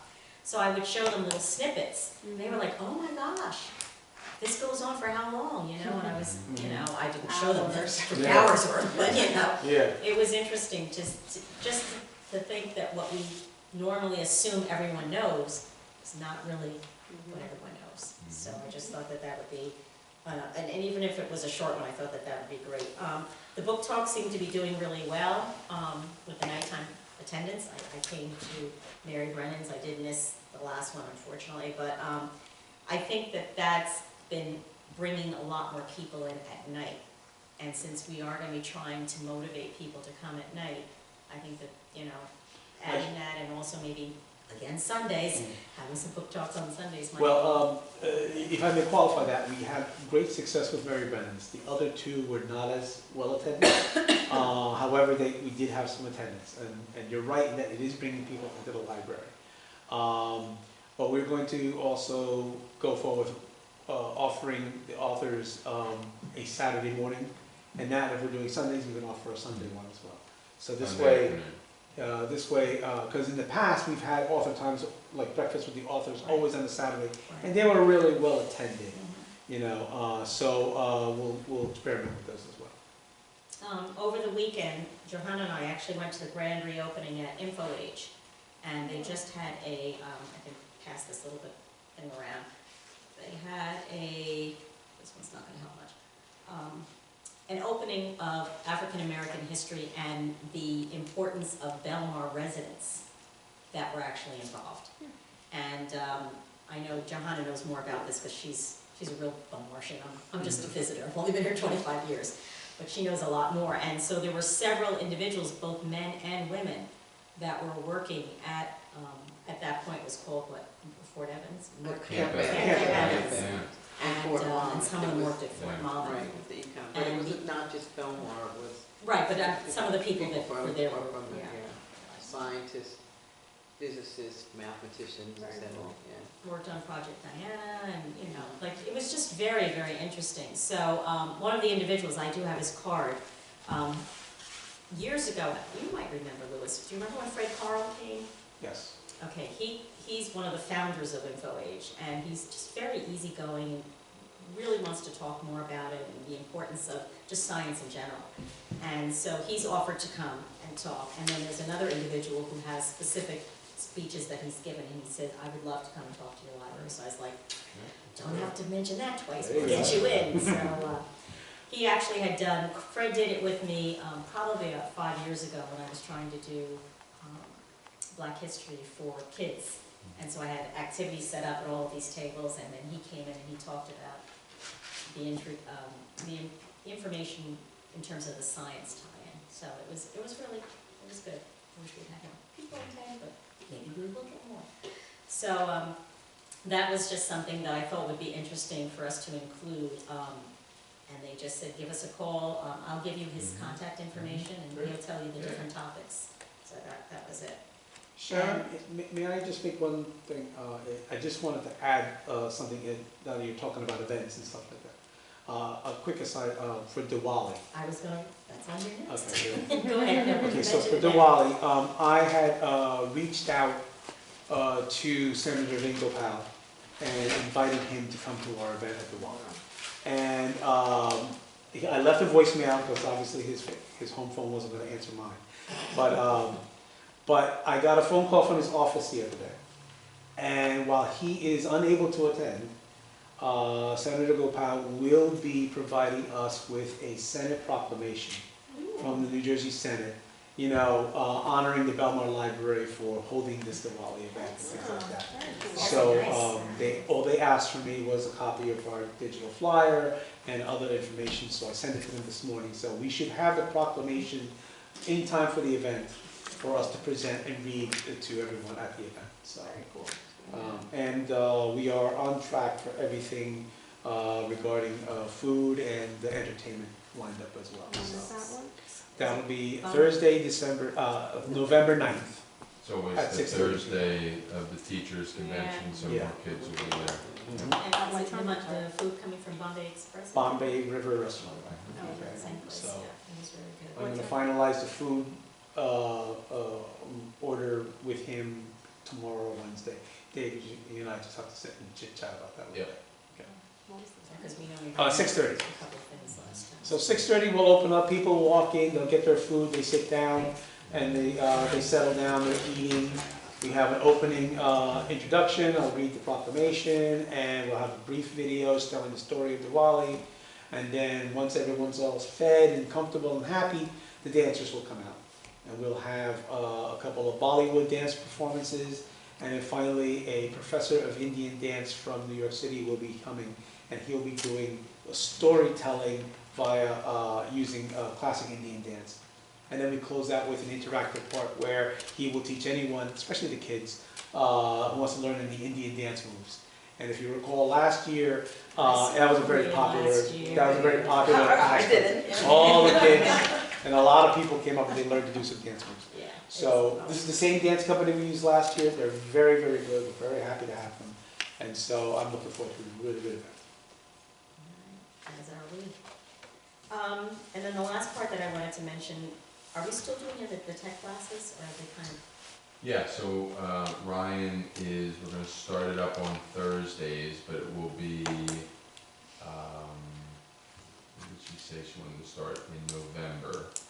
And, Good time for everything to start. and it's, there's something happening in November. Oh, the art class still happens on Thursdays, so it will be 3 times a month instead of 4. Okay.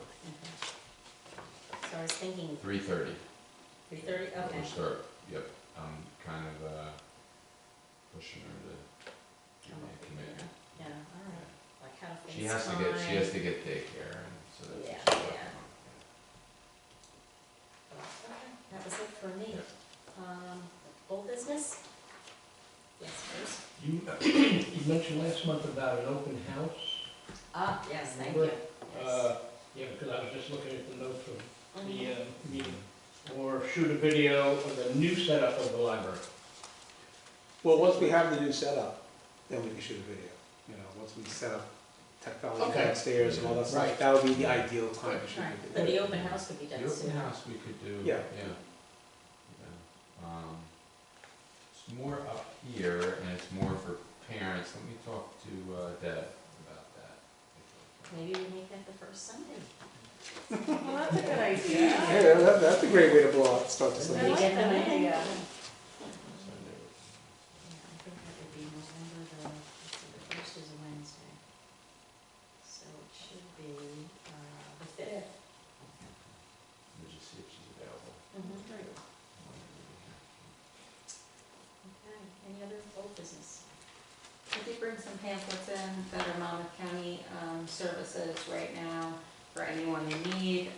So that's here if anyone needs it. I'm still working on a pamphlet that's specific to what's close to Belmar. And with a little blurb saying, well, this one you have to be on hold for 15 minutes. And, you know, just like to let people know what to expect when they make those phone calls. Also, I know you had mentioned the Friends of the Belmar Library. I can't actually chair the Friends because of the council position. So we are still looking for a chair who would like to head up the Friends of the Belmar Library. And it shouldn't be someone here either. Right. Maybe what are the They requirements could for be a that? member, but they can't be chair. So need someone to open the 501c3, is that correct, in the Friends of the Belmar Library name? You have to research that one too. So that they can actually fundraise for additional things for the Belmar Library. You don't have anyone in mind? Right now, no, but unless someone maybe over here wants to do it. And I'm mentioning Vicki, because I know Vicki Renner will speak at our comments. She's a wonderful Belmar resident, very design focused, and had some ideas. So I'll talk about that in new business. As far as continued old business, that's all I have. Anyone else? Anything to add? And we will move to new business and comments. We'll put it together. Oh, I'll take it. Okay, so our resident Vicki Renner had a wonderful idea about having a book bench. And she's seen some, you know, in Prague and London where you actually have a fiberglass book bench that you put a vinyl around. And since we have the guitar, you know, this would be something that people would come to the library for and to see. That would, you know, would be special to us. And I'll let her continue to talk about that, but I do think it's a really nice, you know, option. Wow. That'd be adorable. Okay, And- okay. I didn't get it. And, Especially since we need more, I think we need more seating Seating outside. outside. Yeah. Yeah. well, and Yeah, I so, saw people. and another thing I'd like to mention too too is that right now Belmar Borough has a pause on memorial benches. We have such a wait list for memorial benches at the borough. Wow. And we have, so we're not doing, right now, there's a pause on the trees and the benches because they need to figure out what this new program is gonna be. But if the library wants to have memorial benches, we could put that out there. I mean, I have some, Arlene Gellin, I had her, wanting a bench for her sister or a tree for her, anything to, memorialize one of her family members. And so I was wondering whether that's something that the library would like to, is that something that's offered on a regular basis, these benches? Or, I don't know, it's just something to think about since No, if the you're. first time that we ever did something where we're offering. Yeah, the only ones that we've done in previous times have been actual employees of the library Right. or of the trustees. Right, so this would be, for the benches for Belmar, it used to be completely paid for by that person. I know I'm way down on the list for my father-in-law, but it is paid for by the applicant. So that might be something that would be helpful to offset a beautiful book bench that we could have as well. And then Vicki had also mentioned maybe painting each step a really cool book Yeah, I wanted to see that in the school. type of book. yeah. I think That's that's pretty really, cool. really fancy as well. Now, I imagine it would probably have to be special paint since it has to go in with concrete or, I don't know what the Well, structure. when you're ready, I got a lot to say. Oh, okay. No, that is cool. No, really?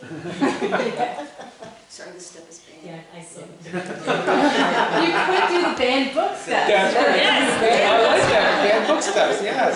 That's awesome. Yeah, I've seen this at a lot of places. This is really a nice idea. Has anybody, It's color.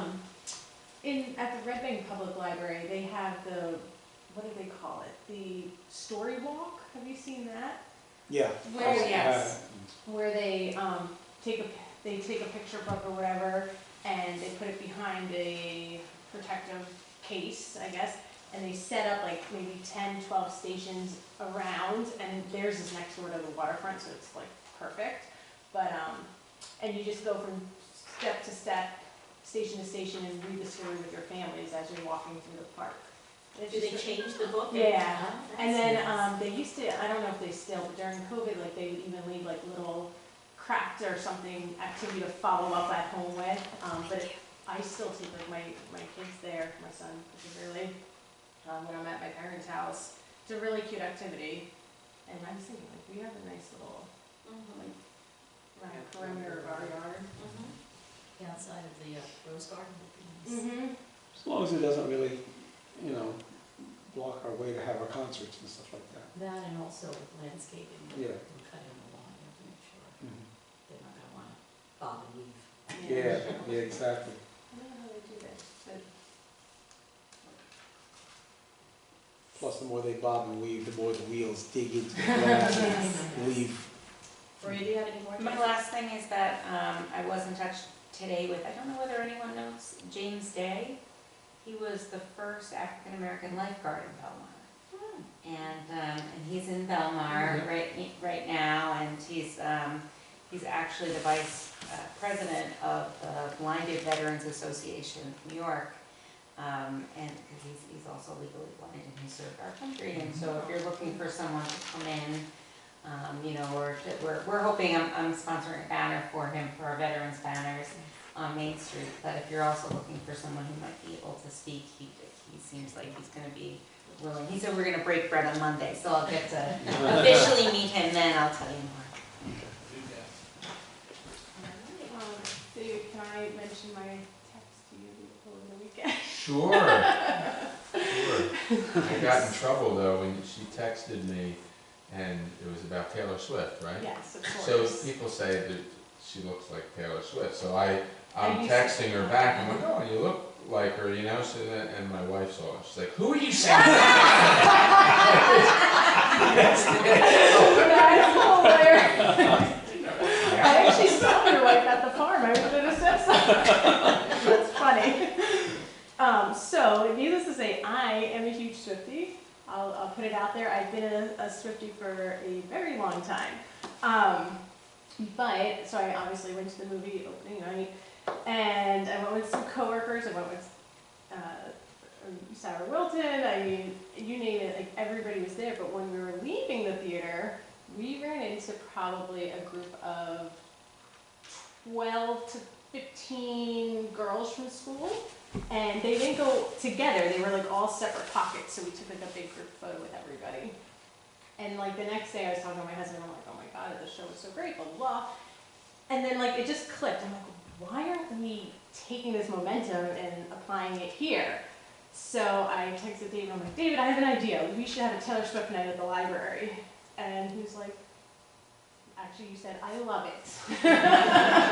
But just based on the girls that I saw at the movie, like I think this is our in to getting those tweens, teens, girls. And so I was like, all right, what can we do? We do dance party, we do karaoke, we do trivia night, like, and I just did a quick Google search, and sure enough, there are libraries all over the nation that are diving in on these opportunities for that age group. Oh, that sounds fun. And then they even have stuff like for the little girls, because I'm not gonna lie, my kids were born to be Swifties as well. Gloria loves Alabama.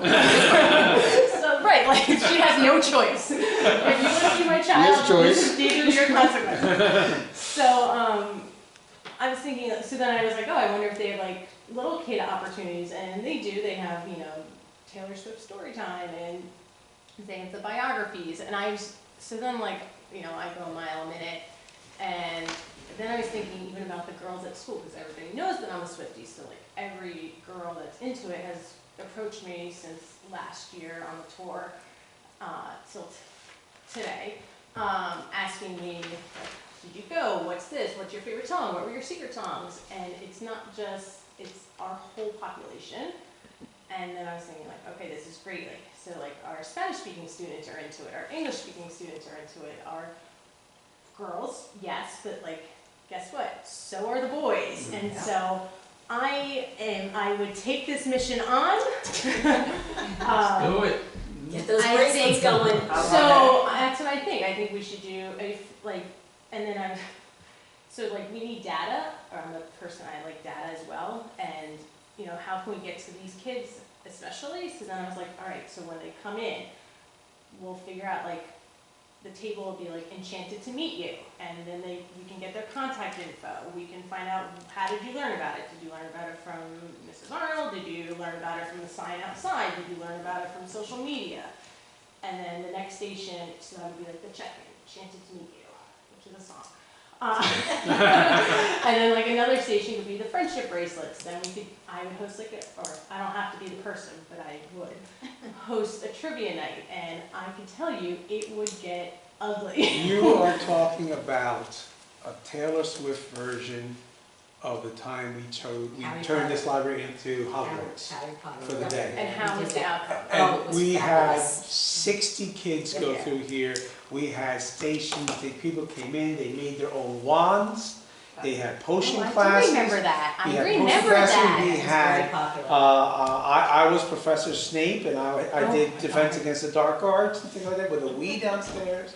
And we had all these different classes, and the kids actually went from class to class. I the remember library. that. That was cool. And it was a lot of fun. Yeah. So basically what you're talking about is a Taylor Swift version of Yes, You and know, I don't know if you just want to target it towards the 10 to 14-year-olds, or if you want to open it up to the Let's little open it guys. up. Let's open Make it it up. 2 different events. I saw one library, they did it for the whole, which they were so smart, leading up to, I think it was in California. So she was doing 6 nights in LA, and so the whole month prior, weekly events leading up to the tour, coming to town, which that was pretty cool. Dave, that's gonna have to be an all hands on deck event, Mhm. you know. We're all gonna have I'll to make be there. t-shirts for everyone too. There you go. But like, I don't know, I'm My wife will be here. And my daughter. yeah, like I think it would That's a bring families fantastic in, idea. I think it would bring the teens in, like I can, you know, promote it at school, the girls will, We would my need, crew would be, when do you think we could hold this? I mean, I'm thinking. so that's the other point. So I was thinking, her birthday is Not that I know of. She Googled it for the sake of research. Just to be prepared for the meeting.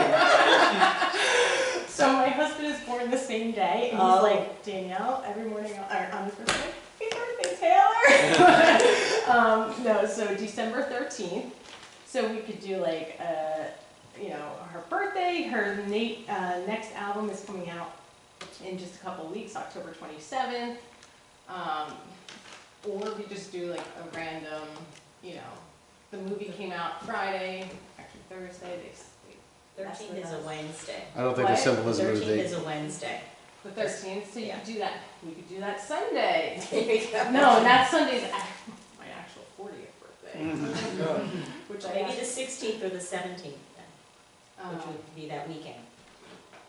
I don't know. I suspect the symbolism of the date's not going to be the big driver. I think you're going to get Yeah, a reaction. yeah. You're gonna And that's get a reaction no matter So what. Tuesday night, whenever. Yeah. So that was the other thing. Or if it goes really well, we could say, you know, We let's would have a Taylor Swift birthday party. Like, it could be a continual program at the drop of a hat. Like, we See, if could. there wasn't school on the 13th, you could actually have like a midnight one and then 12:01 sing happy birthday. Yeah.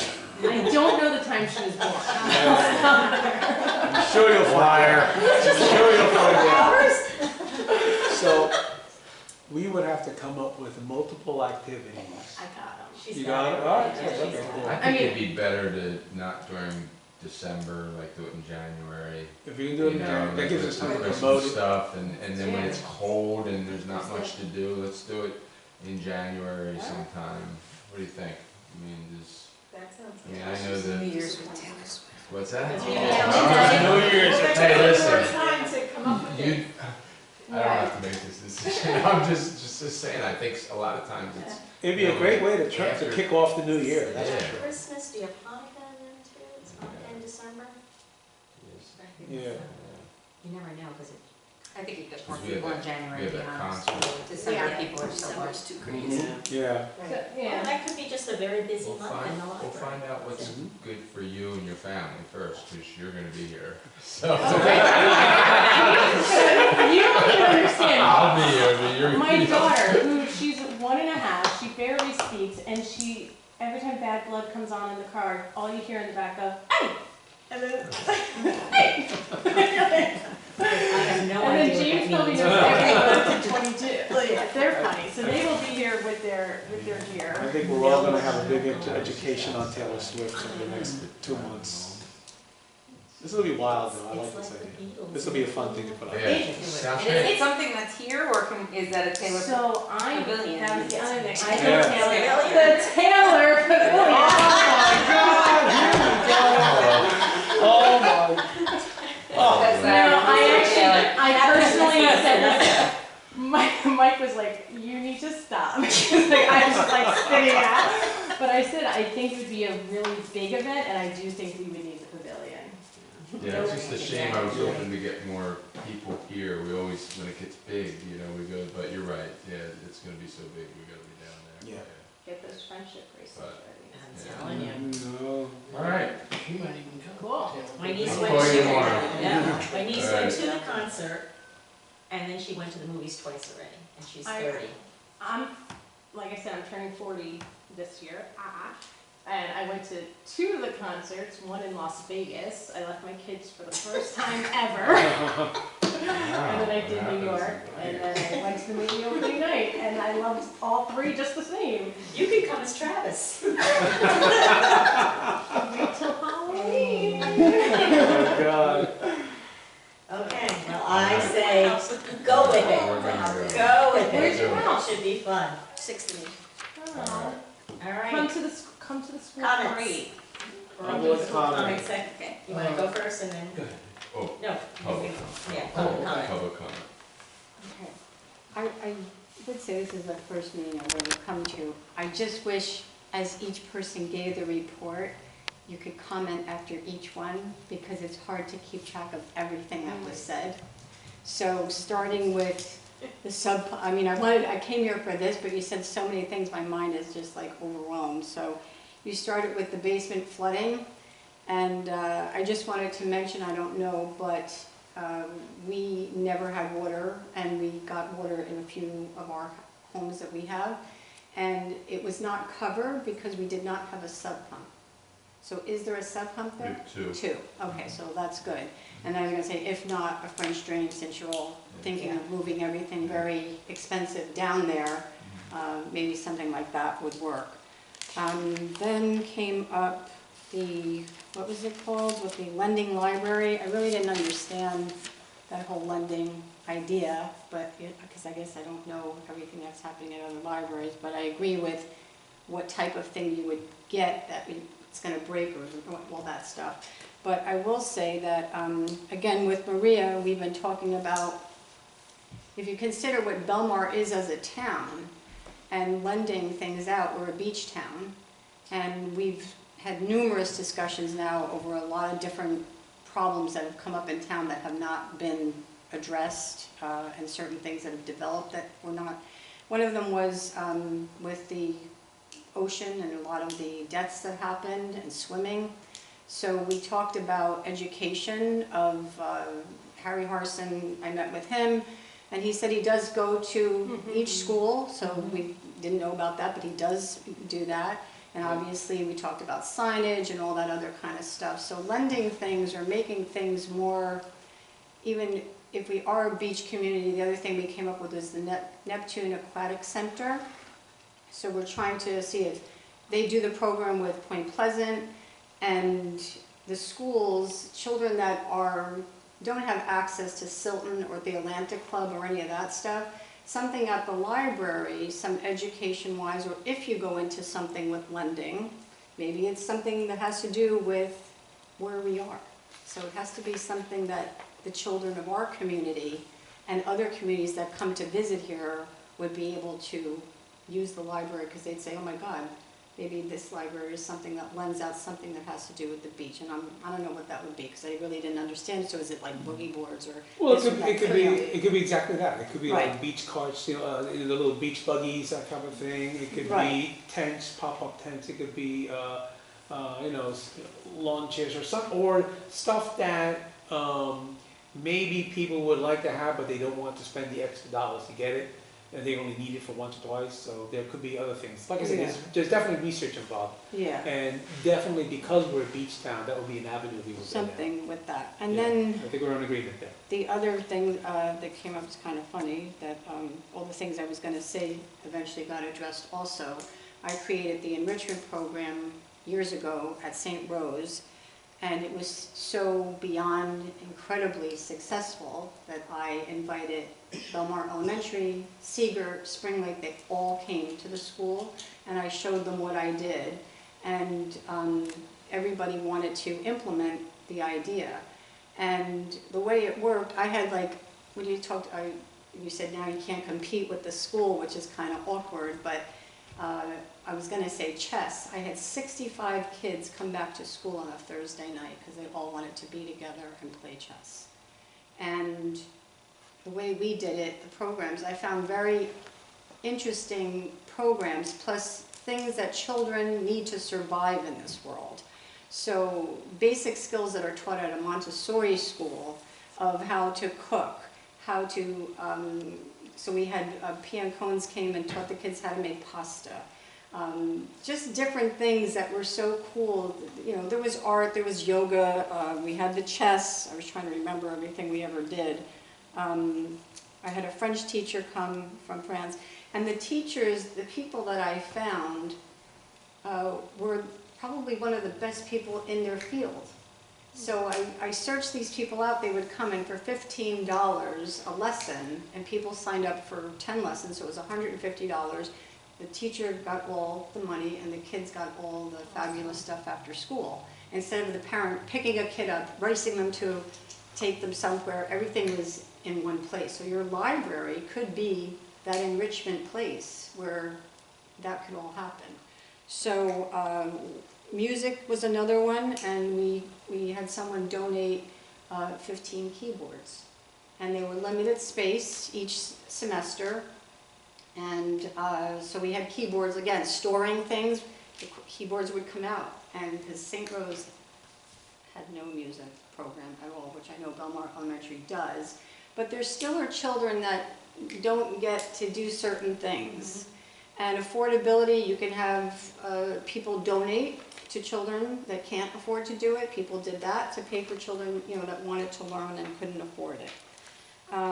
You talked about Harry Potter, and it was funny because I was talking about, I'm an aesthetic person, so that's why I came out with the idea of painting the steps of the library, getting the bench for the library.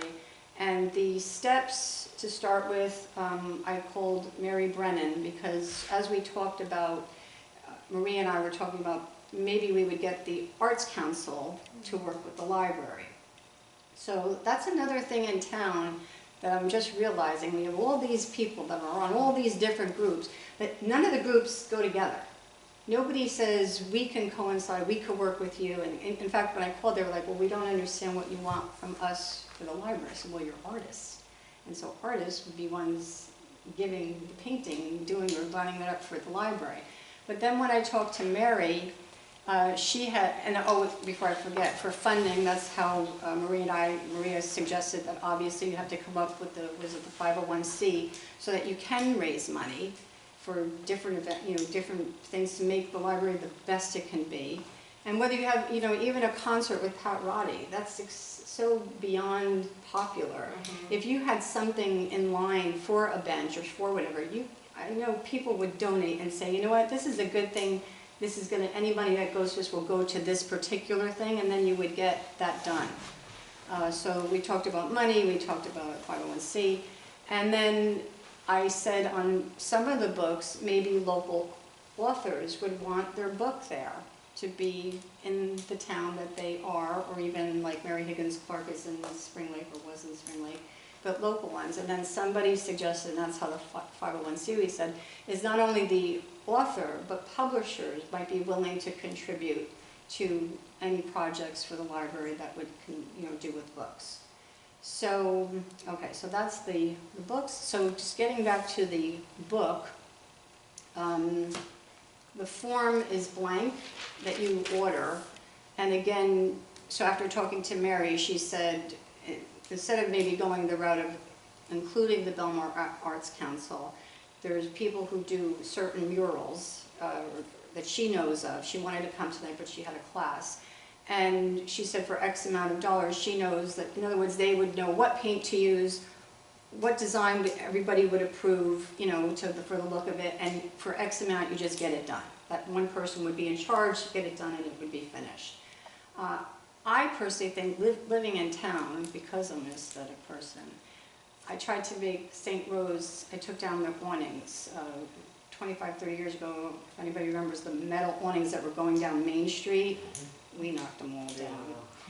I mean, I didn't get it, and Kenny Pringle and I just said, okay, nighttime came, and we got trucks, and we just said, you can't look at this anymore. People flipped out, but what they came up with was an awning program. So everybody was able to get a pretty awning with grant money, and personalize each store instead of, people in the old days, I guess, were worried that they were going to get wet. That's why they had that there. That was the reasoning. School had the same thing. Middle of the night, got guys there, boom, bada boom, came there, it was gone, and we got pretty blue awnings at the school. We made I got a playground enclosed for the kids at the school. It was all workable, and that's another fun thing. When you said about storytelling things, they also have things put up, like you can play music, you can play, you can sit and play tic-tac-toe.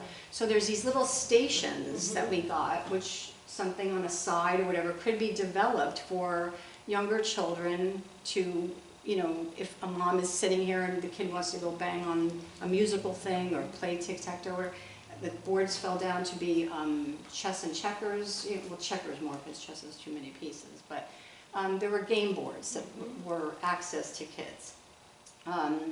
So aesthetically, again, the steps, visually, with the bench, there's many, it finally took me a million years to find that form. And I guess it started in London, and then Lexington, Kentucky did it. Turns out the reason Lexington, Kentucky did it is because it's the same girl who lived in London, suggested it to here.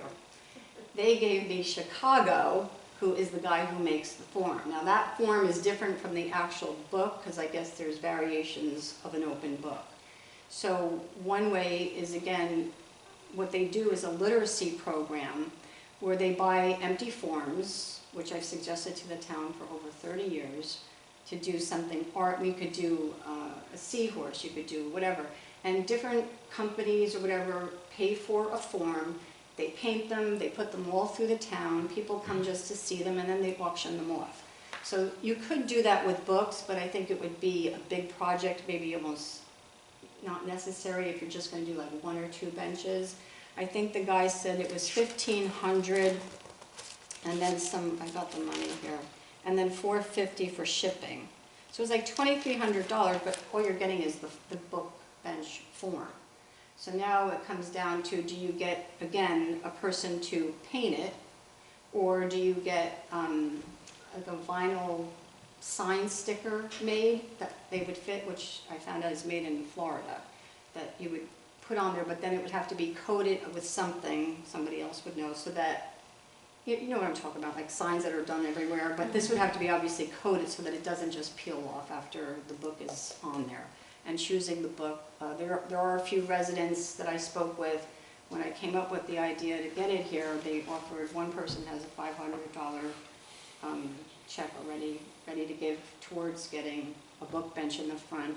And when you said for someone, then it would be raised a different way, if that's the way you go with that.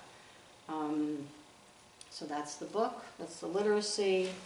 Oh, and then the most important, Mary said, is this library is a Carnegie building.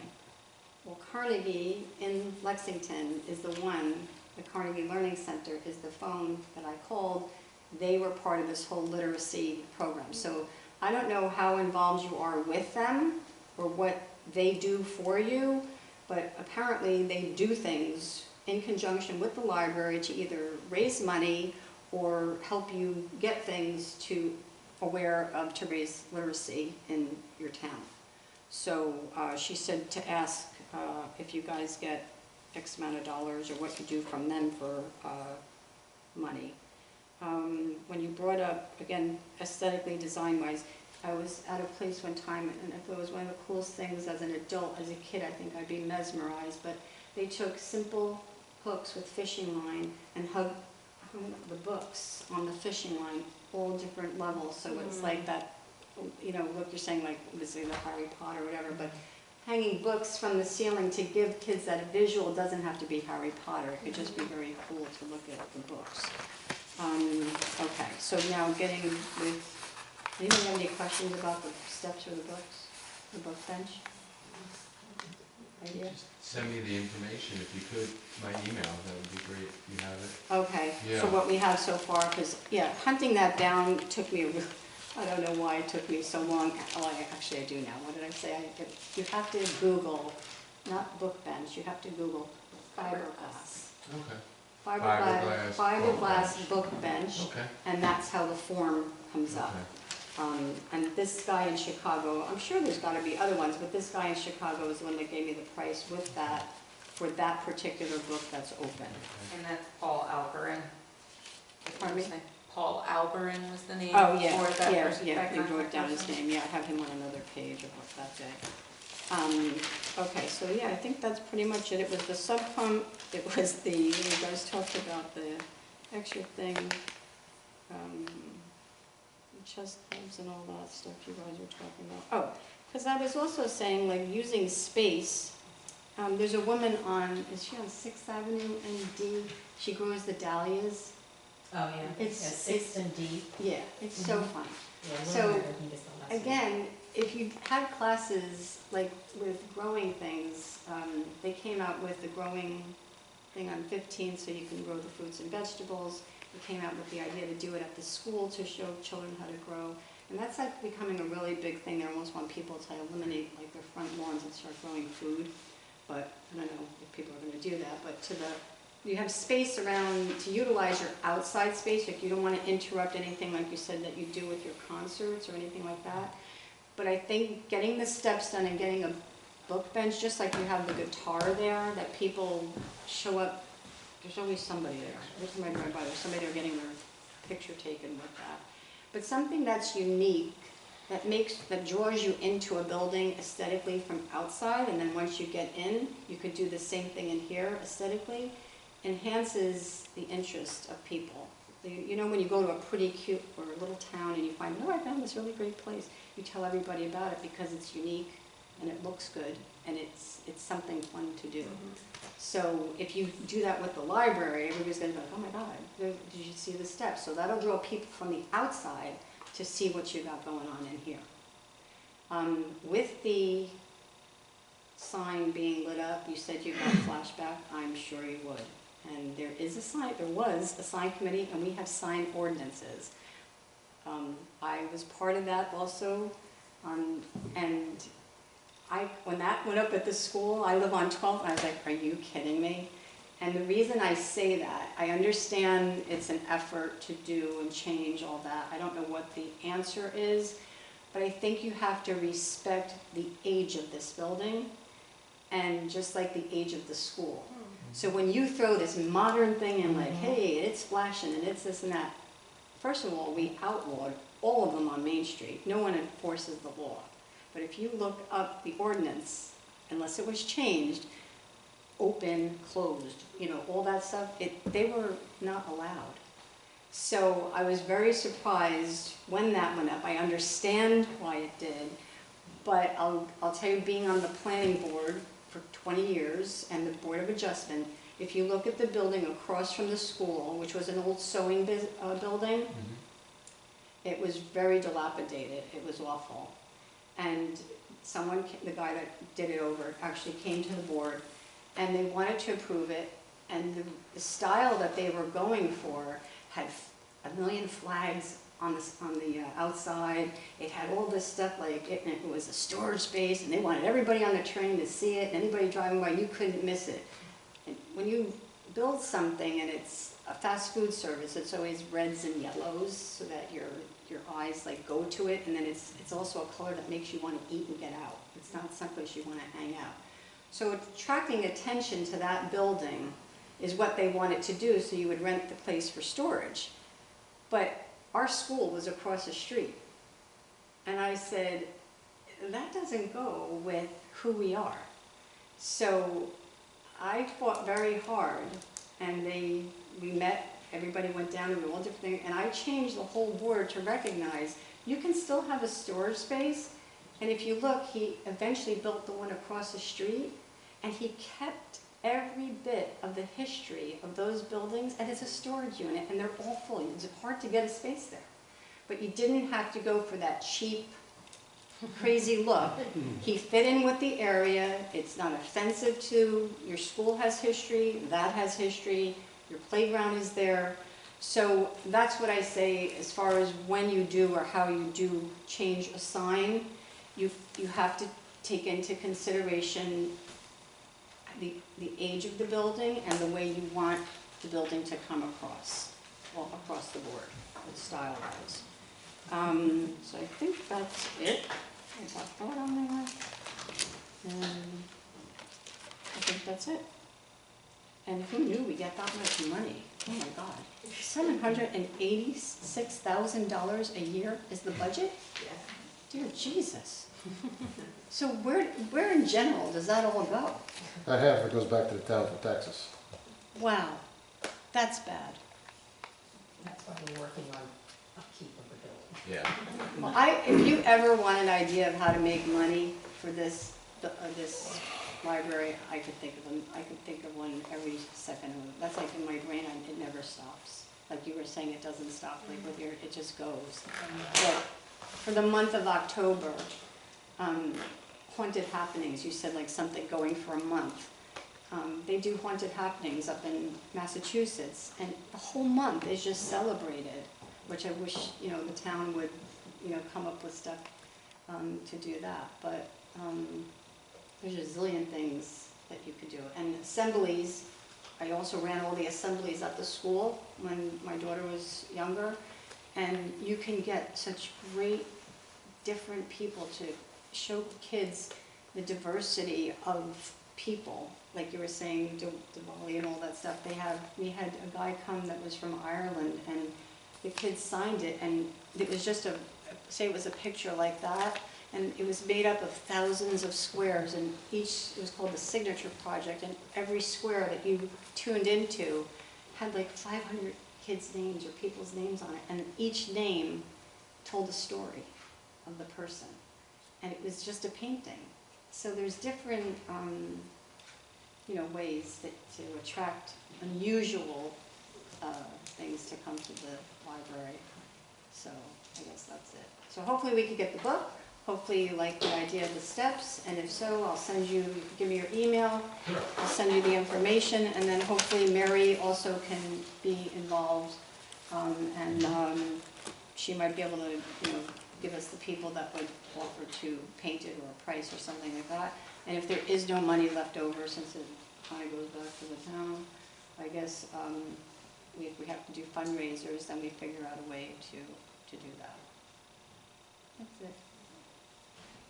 Okay, anyone else for comments? You have a comment?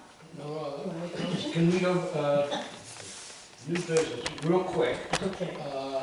Next month's meeting would be, Oh, thank you. on that Monday would be the second Monday, that's Veterans Day. Now, I don't know if Borough Hall is closed, or we observe Veterans Day as a holiday. It's being observed a different day. It's being observed a different day, I saw. November 11th. Well, November 11th is a Saturday. Right, so would they, So are they they? would probably have Friday off or Friday. Monday? Friday. Huh? It's Friday. Right, the so seventh- Borough, Yeah, it says observed on the Friday. It's on the calendar.